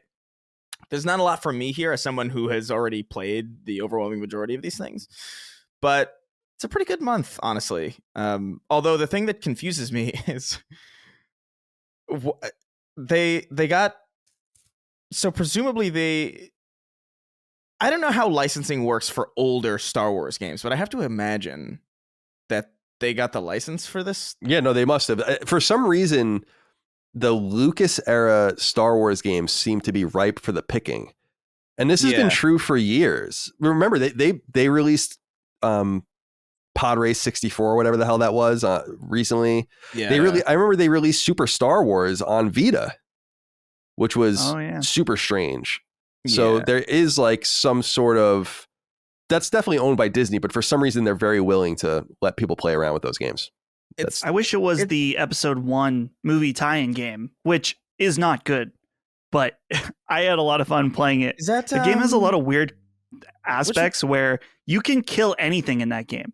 So in the Gungan level, you can go genocidal, kill all the Gungans, Awesome. the Gungan men, the women, and even the Gungan children. You can kill them all, and they have death sounds.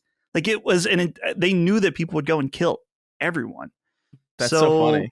And it was for episode 1, so that was that was a prelude to what would actually happen.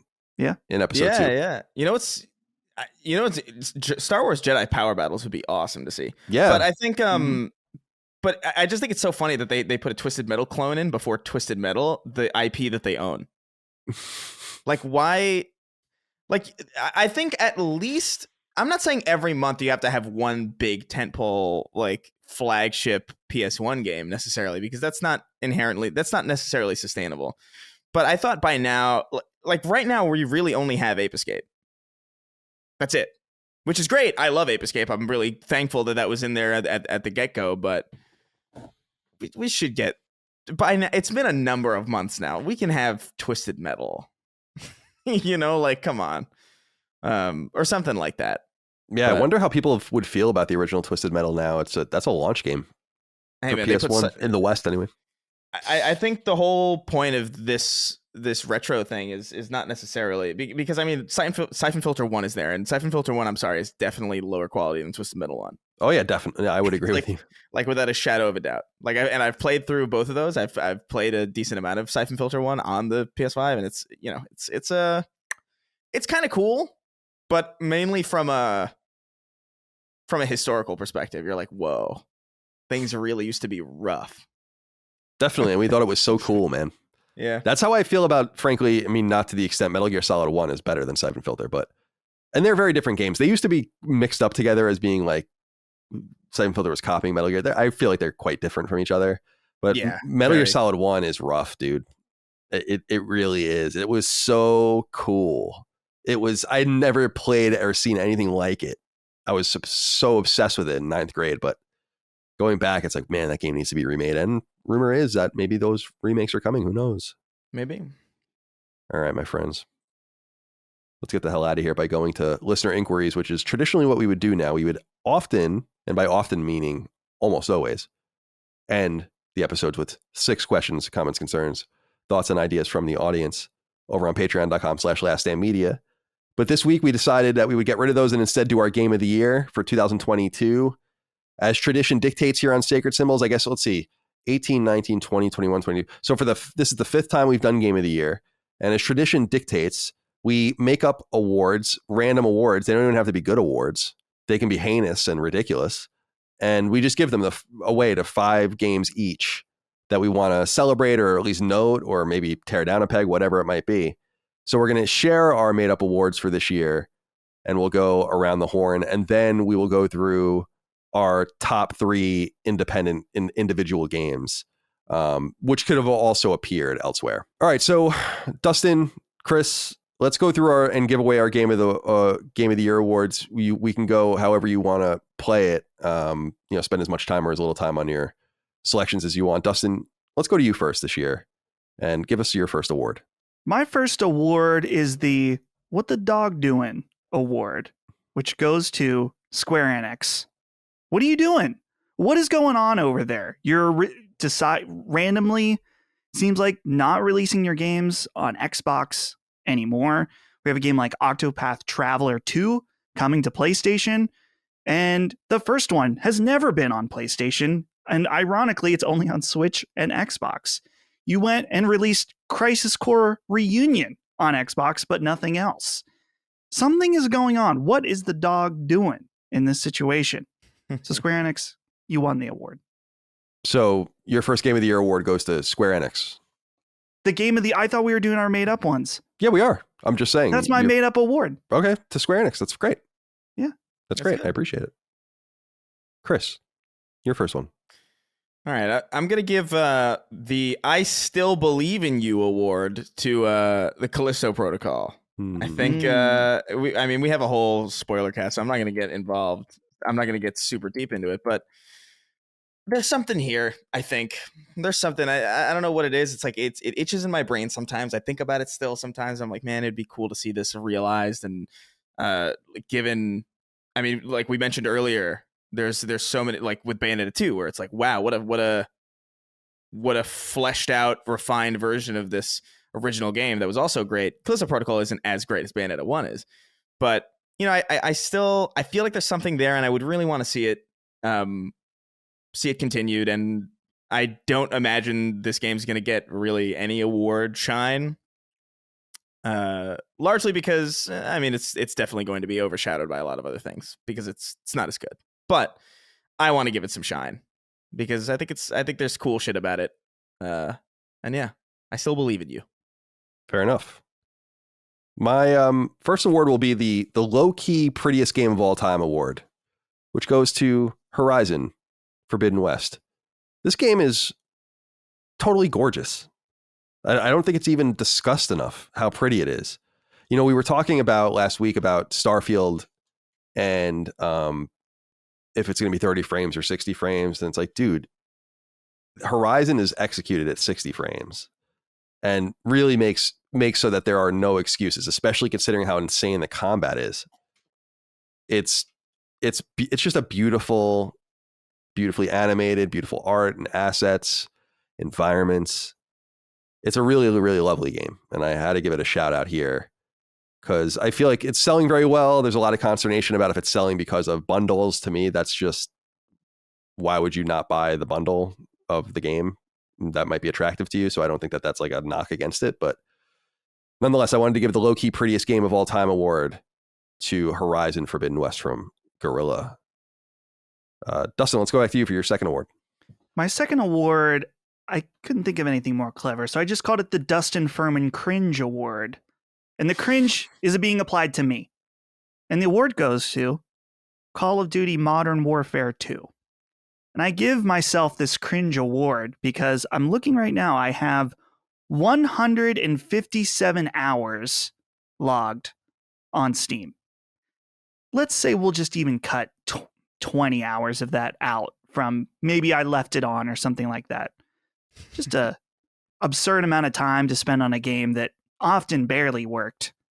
But I had a great time playing it. So Call of Duty, maybe you made me a little bit of a cringe gamer, but I don't regret it.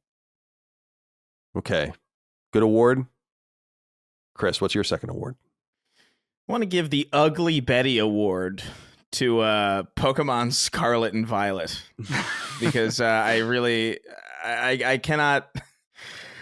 I really can't fathom how this game looks as disgusting as it does and how it's as broken as it is. We shared that. I'm sure I shared with you that video of that one worm-like looking Pokemon popping out of that guy's groin. Hysterical. Because it's like a wonderful video. And also the woman clapping with her elbow. That game is so that game is so abhorrent in a lot of ways, but it's a monumental success, which just proves that we just don't deserve anything. But I think beyond the biggest problem, honestly, with it, in my opinion, is it could be broken. It could be, you know, not innovative. It could be, you know, paint by numbers, very formulaic. But even on the Switch, you could look better than that. You know, we got Zelda, we got Xenoblade. There's plenty of good looking games on the Switch. They'd be better looking elsewhere, but they look pretty good. And so the Ugly Betty Award, I think Pokemon earns it. I like it. Well said. Yeah, and why? Yeah, no excuses. No excuses. I can't believe they released a Pokemon game like that. It didn't matter, like was said. Yeah. Okay. My second award goes to why aren't many more people talking about this game award? Ghostwire Tokyo. I feel like this game is really cool. I'm so perplexed. Why don't you people like it? It's reminds me a little bit of Mad Max and how I felt about that game in 2015, where what I liked about the game might be what is unattractive to some people, which is like the vacancy, the emptiness of it. It's part of it is that you're not seeing anyone, you're not running into anyone, you're kind of alone. It's eerie and haunting. And it's especially so in this game because you're in a city being attacked by ghosts and all of the rest. I think Ghostwire Tokyo is a really, really dope game and a sign of what the kind of stuff we could be missing from the Bethesda purchase by Xbox as they take Tango Gameworks off the market, and along with it, its games in the future, presumably. So could be, from an historic point of view, one of the last games we ever get from that imprint, but on PlayStation. But I think Ghostwire Tokyo is really neat, and want to recommend it. I don't know how much it costs. I think it's worth full price, but if you can get it at a discounted price, even better. If you're into open world kind of checkboxy games, I think it's quite attractive. However, I also think the story is quite good as well, and low key, very deep and sad. And I think you should check it out. So Ghostwire Tokyo gets the "Why aren't many more people talking about this game" award. Dustin, let's go to you for award number 3. Award number 3, I initially had as one game, but it really goes to a series. It's the "I finally got to it" award. And that's Resident Evil. I initially had Resident Evil 2 because that's the one I enjoyed the most, but ultimately this year I played Resident Evil 2, Resident Evil 3, and Resident Evil 4. All for the first time all the way through with these games. A lot of them I had touched but never finished. And I had an absolutely amazing time playing these games. Add a lot of context and flavor to Resident Evil 7 and 8 after playing those. I don't think I'm going to play 5 or 6. I played a little bit of 5, but the interest isn't quite there. But man, Resident Evil 2 in particular was the one that stood out to me as just being over the top quality experience that I knew since it came out that I needed to play all the way through. And I'm glad I was able to finally do that because it was really, really awesome. And it just made me all the more excited for Resident Evil 4 remake coming in just a few months. Yeah, that is an exciting prospect to get a new Resident Evil game soon. It is creeping up. Pardon the pun. And shout out to Capcom for doing such a great job lately. Yeah. All right. Chris, what's your third award? All right. I'm going to give the "How'd You Mess That Up" award to Gotham Knights. Like, I really don't know how they did this. Like, there's so many confusing design elements in Gotham Knights that, like, why does it have a Destiny menu? Like, why does it have separate leveling per character to get them to the point where they're even remotely fun to use? How do you make a Batman game without Batman? Who, by the way, Batman to me is the least interesting part of the Batman universe. How do you not make that amazing? Like this, like Gotham Knights really should have been at the very least great.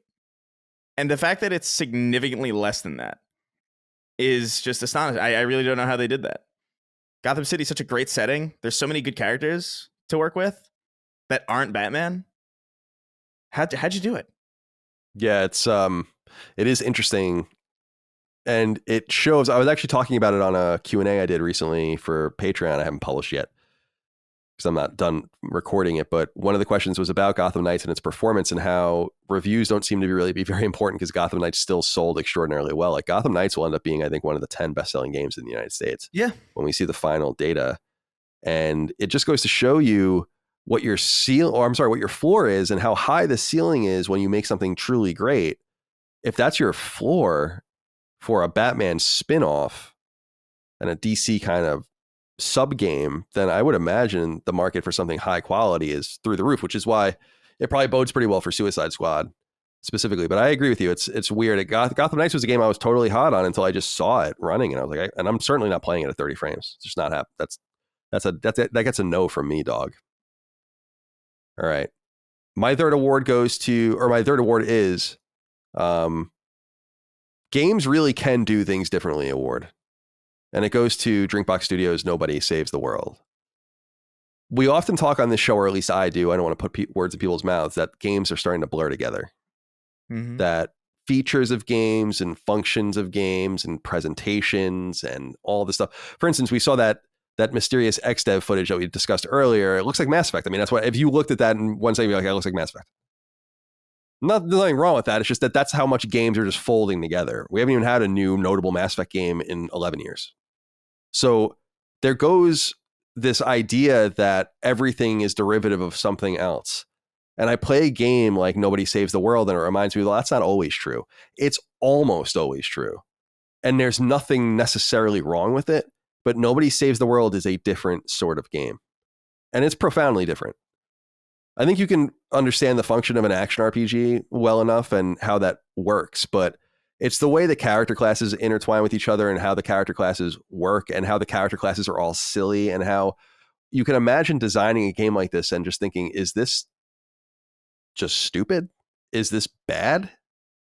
Does this make any sense? Or is it funny that the character classes are like, all of these, like a horse, and all these different things? I think Nobody Saves the World is a really special game from a very talented Canadian team, my friends up there at Drinkbox. And I wanted to give them a shout out for Nobody Saves the World, because I just think time and time again, they really deliver on this promise of doing something different. They went back to Guacamelee. They've done multiple Mutant Blobs games, yes, but they do deliver new games, Severed, this, like so on and so on and so on.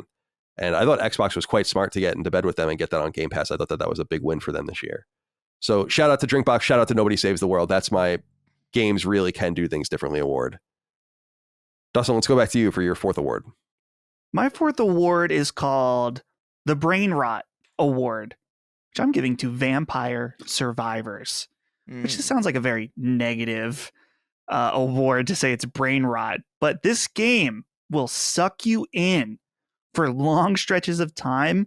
And I think I said initially when I was playing it, this game is just dopamine over and over.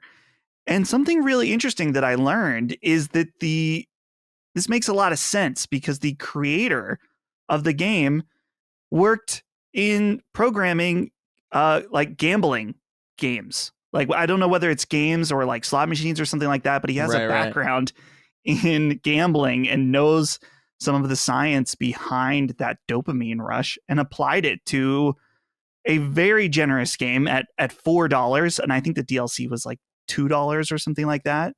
But this game rules. This game is so incredibly fun to play. It is so addictive.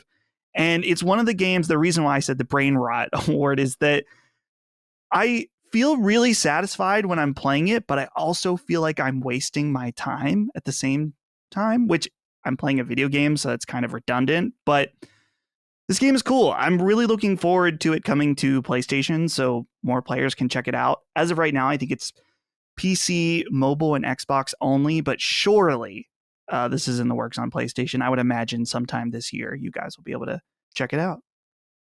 Fair enough. Good selection. Yeah, I'd be excited for it to come to PlayStation. I imagine that that's in the offing. Okay. Chris, what is your fourth selection? So my fourth selection is for most refreshing game I played this year. And that goes to High on Life. High on Life was weird. I have never played anything like this, and I probably won't ever again, I don't imagine. It's what a weird... It's nice to have a comedy game again, because it's been a long time. I can't remember the last real, like, pure comedy. And people have said, like, oh, Borderlands, and it's like, no, Borderlands has comedy elements. Borderlands is funny, but it's not a comedy. Like, there are very real stakes. People are dying, and like it's supposed to be serious. I think back to like maybe like Death Spank or like Matt Hazard, like those types of like the whole point is to just be a joke. And it's nice to have that again on an echelon like this, where it's actually like it looks really good. Like the voice acting is really fun. There's so many weird detours in this. The fact that Red Letter Media is in this game at all is by itself like a very easy thing to that's easily going to grab my attention. And where I found the game was initially kind of like standard as a shooter, and what really made it was like the writing and the characters and the absurdity of the world. As the game goes on, it's actually a pretty competent shooter. The guns don't feel exactly great. Shotgun's like notoriously kind of shitty, but it's a lot more competent than I was than certainly I was expecting. And it didn't overstay its welcome. It's like really, really well paced. Really, really cool showing from Squanch Games. And like I said, when I first talked about this, I imagine this is going to come to PC and PlayStation at some point. So shout out to Squanch. and High on Life, because it was very, very bizarre and very fun. Yeah, good. Stick by your guns. I know you're passionate about that game. All right, good fourth award. My fifth award here, or I'm sorry, my fourth award, it goes to the still very easily one of the greatest games of all time award, which goes to The Last of Us Part 1. I don't know what else to say. I mean, this game is just extraordinarily good. It's masterful. And it was good to be reminded of it in high fidelity, the highest fidelity possible that we're ever probably going to get now, which is great. And it's a reminder that buying trends and market realities are such, as we discussed earlier, that things are starting to truncate in the spaces where we're going to want games like this. But it doesn't mean games like this will cease to exist. These games will always exist because they are made at such a high quality that no matter what the trends suggest, people are always going to want to sit down and play a game like this. If you can promise them something this good, it just doesn't happen very often. So The Last of Us Part 1, 2013 game, 2014 on PS4, it's gotten its share of awards. Does it deserve an award? Not really, because it's gotten its share of flowers, yet these awards don't really matter anyway here on Sacred Symbols. And so The Last of Us Part 1 gets my still very easily one of the greatest games of all time award, in case you needed the reminder. All right, Dustin, let's go to you for your fifth and final award. I'm actually changing this on the fly because I don't want to repeat myself when we go over our actual game of the year. So I'm going to give a different award. And this is going to be the disappointingly mediocre award. My other awards were more on the positive side overall. And so this goes to The Quarry, which was a game that I really thought could recapture Until Dawn from the previews and what we were seeing from it. And then it ended up just kind of being pretty boring. And not just boring, but also frustrating towards the end in the way the gameplay worked out and some of its quick action scenes, but also kind of ugly in weird ways and overpriced at $70. In fact, I'm looking through, I made a list of every game I played in 2022, and I have asterisks if I fully completed. And I have to say, this is probably the worst game that I fully completed this year. I'm not saying it's like horrible, that it's the worst thing I've ever played, but it was something that I was looking forward to checking out. And then just ultimately, when we did the spoiler cast, I felt like I had to tell people, don't buy this game right now. And don't buy it for full price, because it is 100% not worth it. The Quarry. I almost forget about it. Yeah. It just kind of came and went. Those water physics were some marvel, though. I'll tell you that. All right. Chris, let's go to you for your fifth and final award. All right. My final award is the best game of all time returns home. And that's the PS5 port of Ape Escape, baby. Woo. I'm sorry. Look, man. What other game can you capture an ape? It will tell you its name and then say, "I'm suffering from crippling anxiety," and then you capture it with a net and send it screaming into a howling afterlife. I platinumed Ape Escape this year, and it's weird. It's a PS1 game, so these are games that typically don't age super well. You know, it was at the very, very beginning of 3D or figuring that stuff out, but this was like a later one. This was like DualShock implemented and built entirely around the DualShock, and it was just such a joy to play. There are some aspects of control that were a little bit more finicky than I remember, but I feel like Ape Escape is one of those few early 3D platformer games that holds up really, really well. I like it more today than I think I did back when I was a kid. And it was just a joy to play it again at like a nice frame rate. The American version, thank Christ. God. But yeah, I have to give it to Ape Escape, mainly because this is going to be the only year where I can even do such a thing. Indeed, unless they'll release more next year and so on and so forth, or this year, I should say. And now that we're in 2023, and so you'll be able to do it again, perhaps. Maybe. For Ape Escape, of course. Okay, my fifth award, final award, goes to Going Hard in the Paint, the Going Hard in the Paint award, and Crisis Core Crisis Core Reunion. A nice late selection, another wonderful Square Enix product as they continue to do awesome work across the spectrum of consoles. And I don't know, man. I'm surprised by this game. I'm genuinely surprised by how good it holds up. Of course, it's fully remade, so it's not holding up per se. But the gameplay stylings and the story and all of it, it just seems right. It's nostalgic and strange.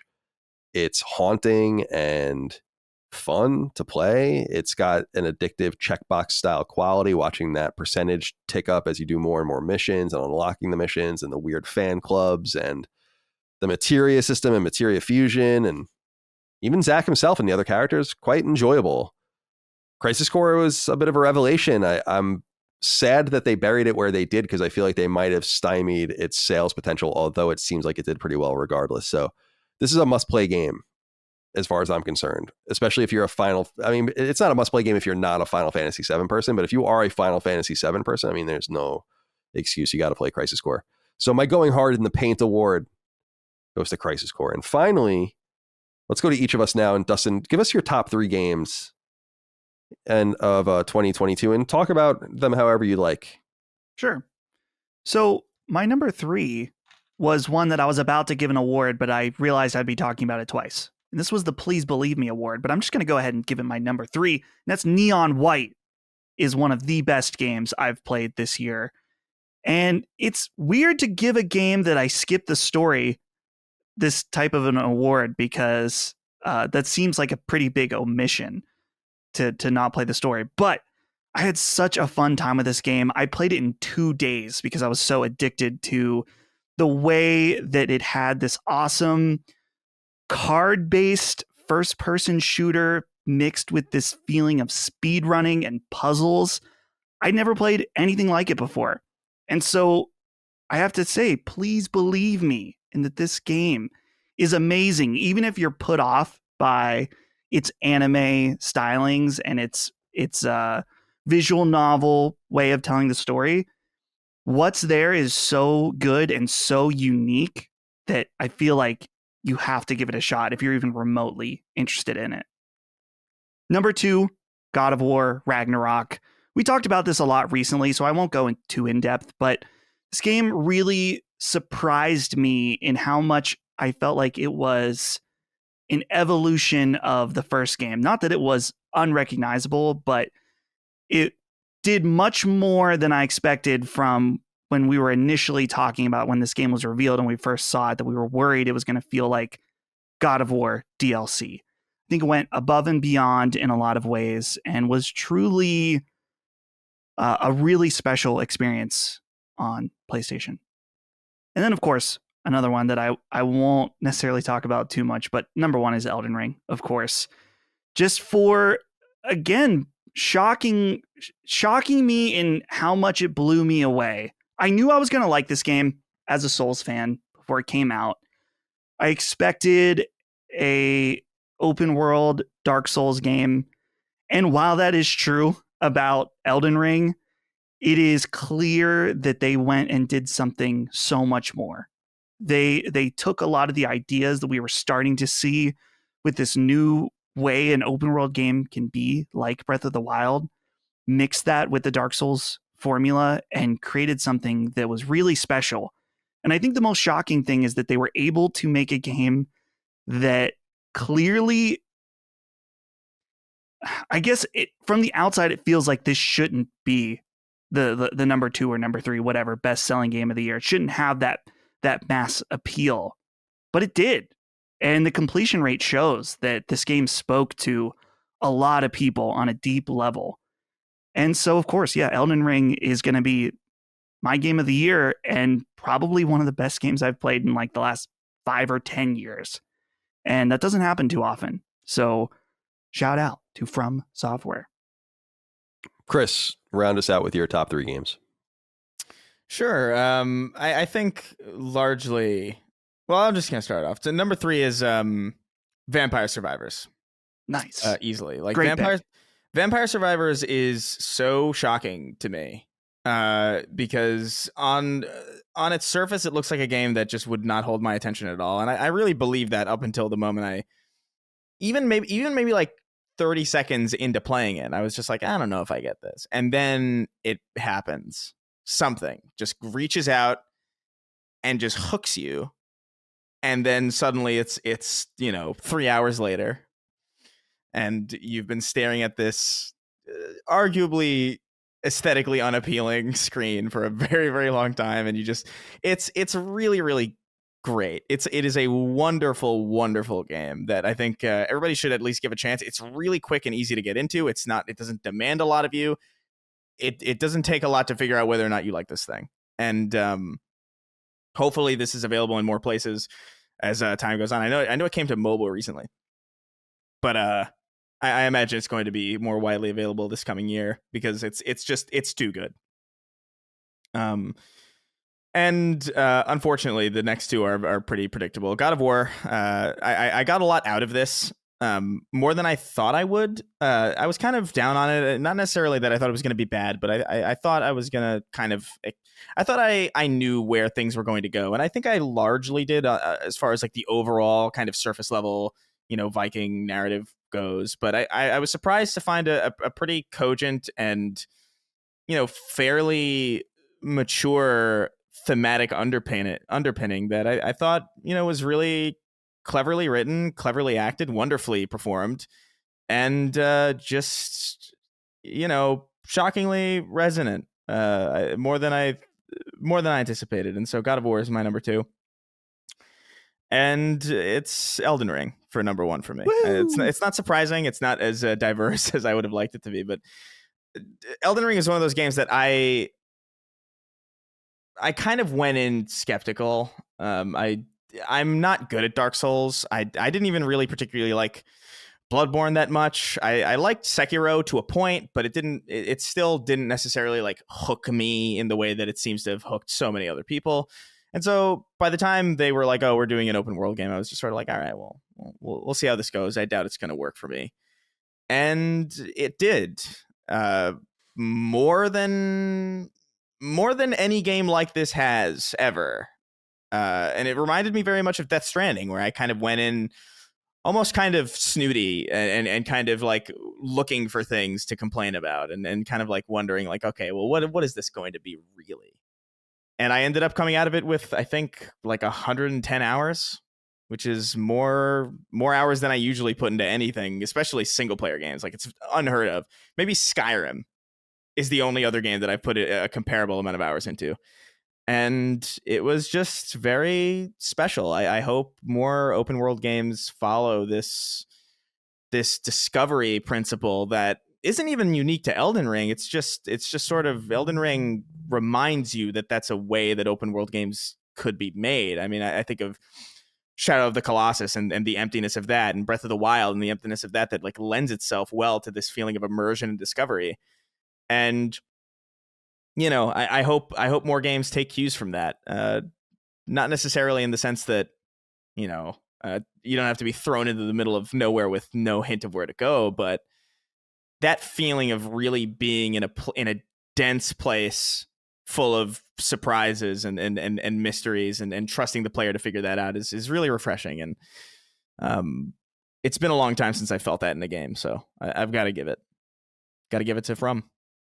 Right on. So that's our game of the year, I guess, then, because 2 out of 3 is all we need. Yeah. Not that this is a very prestigious award, of course. Yeah. The Last Stand Media, the Sacred Symbols game of the year. All right. So my 3 are going to be quite different from yours. Mm-hmm. My number 3 game, and I've discussed all these games. Actually, they've all already come up, so I won't spend too much time on any of them and bore people to death. But number 3 for me is Nobody Saves the World. This is a really, really special and interesting game, and it just feels so different. Again, as we enter this monoculture of things being the same, which is, again, fine. Like, that games are similar and kind of rhyme after each other and stuff. That's great. I just think something off the beaten path every once in a while is great too. And this game really did it for me. I thought Nobody Saves the World was really awesome. So shout out to that game. Number 2 for me would be a late entry in Crisis Core. And I really sat with this in thinking about, is there like a recency bias here? But in going through my trophies and just looking at the games I played, it's like I didn't play that much from this year anyway. There wasn't that much released compared to the games. Like I played just as much this year or in 2022, I should say, that was not released in 2022. Like I platinum Cyberpunk. I went back to Deathloop. I did, I played Trails of Cold Steel all the way through for like 80 hours and did weird shit like that. I platinumed Wild Arms. And so there was a lot of time spent elsewhere because I just wasn't captivated by too many of the console releases, like the big AAA releases this year, although I played as many of them as I could. So Crisis Core is, I don't think, suffering from recency bias. I just think it scratches that itch for me and ended up being a really, really remarkably fun and interesting product that expands this compelling Final Fantasy VII world that I've been in love with to varying degrees for 25 years or more. And then my number one game this year is, I think, going to be Horizon. I really thought this game was extraordinary. I think the combat is so good. Just the bow combat's all you need in that game. It's just the bow. And you can obviously do other things, but just staying apart and just taking these robot dinosaurs apart and destroying them and figuring them out. The animations, the world building, the voice acting, the storytelling, where the story goes. Horizon's really special. Horizon might be, outside of The Last of Us, the most interesting of PlayStation's currently moving first party or second party franchises. And I don't know. I'm sad that Horizon's not getting more love because it's really, really, and I said it earlier, like maybe the most beautiful video game I've ever seen. Like that's actually running. Like just go look at it. Use your eyeballs and look at it. And so I got to give a shout out to Horizon. Again, not a very prestigious Game of the Year award from me, but that I think would be my game of the year. Although I do think 2022 overall left a little bit to be desired. I think this year will be a little bit stronger. Good games, great games came out. I just felt like it was a little empty and I was kind of just banging around a little bit for a while. So, and I felt that way even over the holidays. It's not that I was playing Chained Echoes and played the Callisto Protocol and this and that, and obviously Crisis Core, but I also felt like I was wanting more. I was like, where is that big game that I want to be playing right now that I haven't played yet? And it just kind of wasn't there. So this year did feel a little bit empty, but overall, those are my top three games. But consensus says that Elden Ring is the game of the year for Sacred Symbols this year. So congratulations to From Software. We'll make sure to get you our award real soon. Mm-hmm. All right, my friends, let's get the hell out of here. It's time to go. That's all for this episode of Sacred Symbols, a PlayStation podcast. Chris, do you have any closing comments? No, just I'm glad that we gave some shine to Ghostwire, because I was actually heavily thinking about that, because as I look back at the games I played, I was like, I really enjoyed that. Like it wasn't like a standout game for me, but like it was definitely one that I enjoyed quite a big deal. And also shout out to Rollerdrome and Evil Dead. I couldn't find a place to put those, but those were smaller titles that I really, really enjoyed as well. Right on. Dustin, closing comments. Just a reminder, I'll be the shill here. Say, hey, everybody, we've got new Sacred Symbols hats. I'm sharing this again because I'm really excited. When I opened this, I was like, damn, that looks so good. I'm so excited about it. Yeah, that's real gold also. 100% in the embroidery. That's right. Yeah, it's amazing value. Stolen from ancient indigenous sites and melted down because we have no other access to gold. Yeah, we melted and executed Pharaoh. The one thing I do want to say, I meant to bring this up as my closing comment last week. Did you guys see the Red Letter Media video about Nuki? Yes. This video is so awesome that I want everyone to go watch it if you haven't. It kind of already made headlines about, it's all about the VHS collectors market. Yeah, I don't know. It's like, you can't really spoil, like you can't really talk about it without spoiling it. But yeah, Nuki is like this. Nuki is this early 90s, like direct to TV or direct to video garbage movie, but they do something with it, and it's funny. It's about something that resonates, I think, with this audience. It's because it's a commentary on collecting. Right, a lot of parallels to the game collecting market in that video. So I just want to shout it out. Go watch this video. It's awesome. It had me laughing out loud. Holly and I both were totally dying watching this video. So check it out. It's good. Yeah, you're right. And it's funny you say that because Dagan recommended it. Dagan's a huge Red Letter Media fan. And he was like, you got to watch he rarely texts me about anything anymore. And he's like, you got to watch the Nuki Red Letter Media. So I made sure to do that. Yeah. All right. Well, it's time to go. I appreciate everyone out there. Thank you for your love, kindness, and support of all things Last Stand Media and Sacred Symbols. Wherever you support us, we appreciate you. We'll see you for more next time. And till then, take care and goodbye. See ya. Take care, guys. Sacred Symbols, a PlayStation podcast, is a product and trademark of Last Stand Media and Colin's Last Stand LLC, and is proudly recorded in the USA. The show is conceived by, is written by, and is directed by me, Colin Moriarty. My co-hosts are Chris Raygun Maldonado and Dustin Furman. The show is produced by executive producer Dustin Furman. It's edited by associate producer Ben Smith. All of Last Stand's theme music is by my best friend, Ramon Narvaez. As you know, all of Last Stand's shows, including Sacred Symbols, are fan-funded on Patreon at patreon.com/laststandmedia. The following names are at the producer level on Patreon, our highest tier, and we're grateful for your thoughtful and kind contributions to our independent endeavor. Thank you.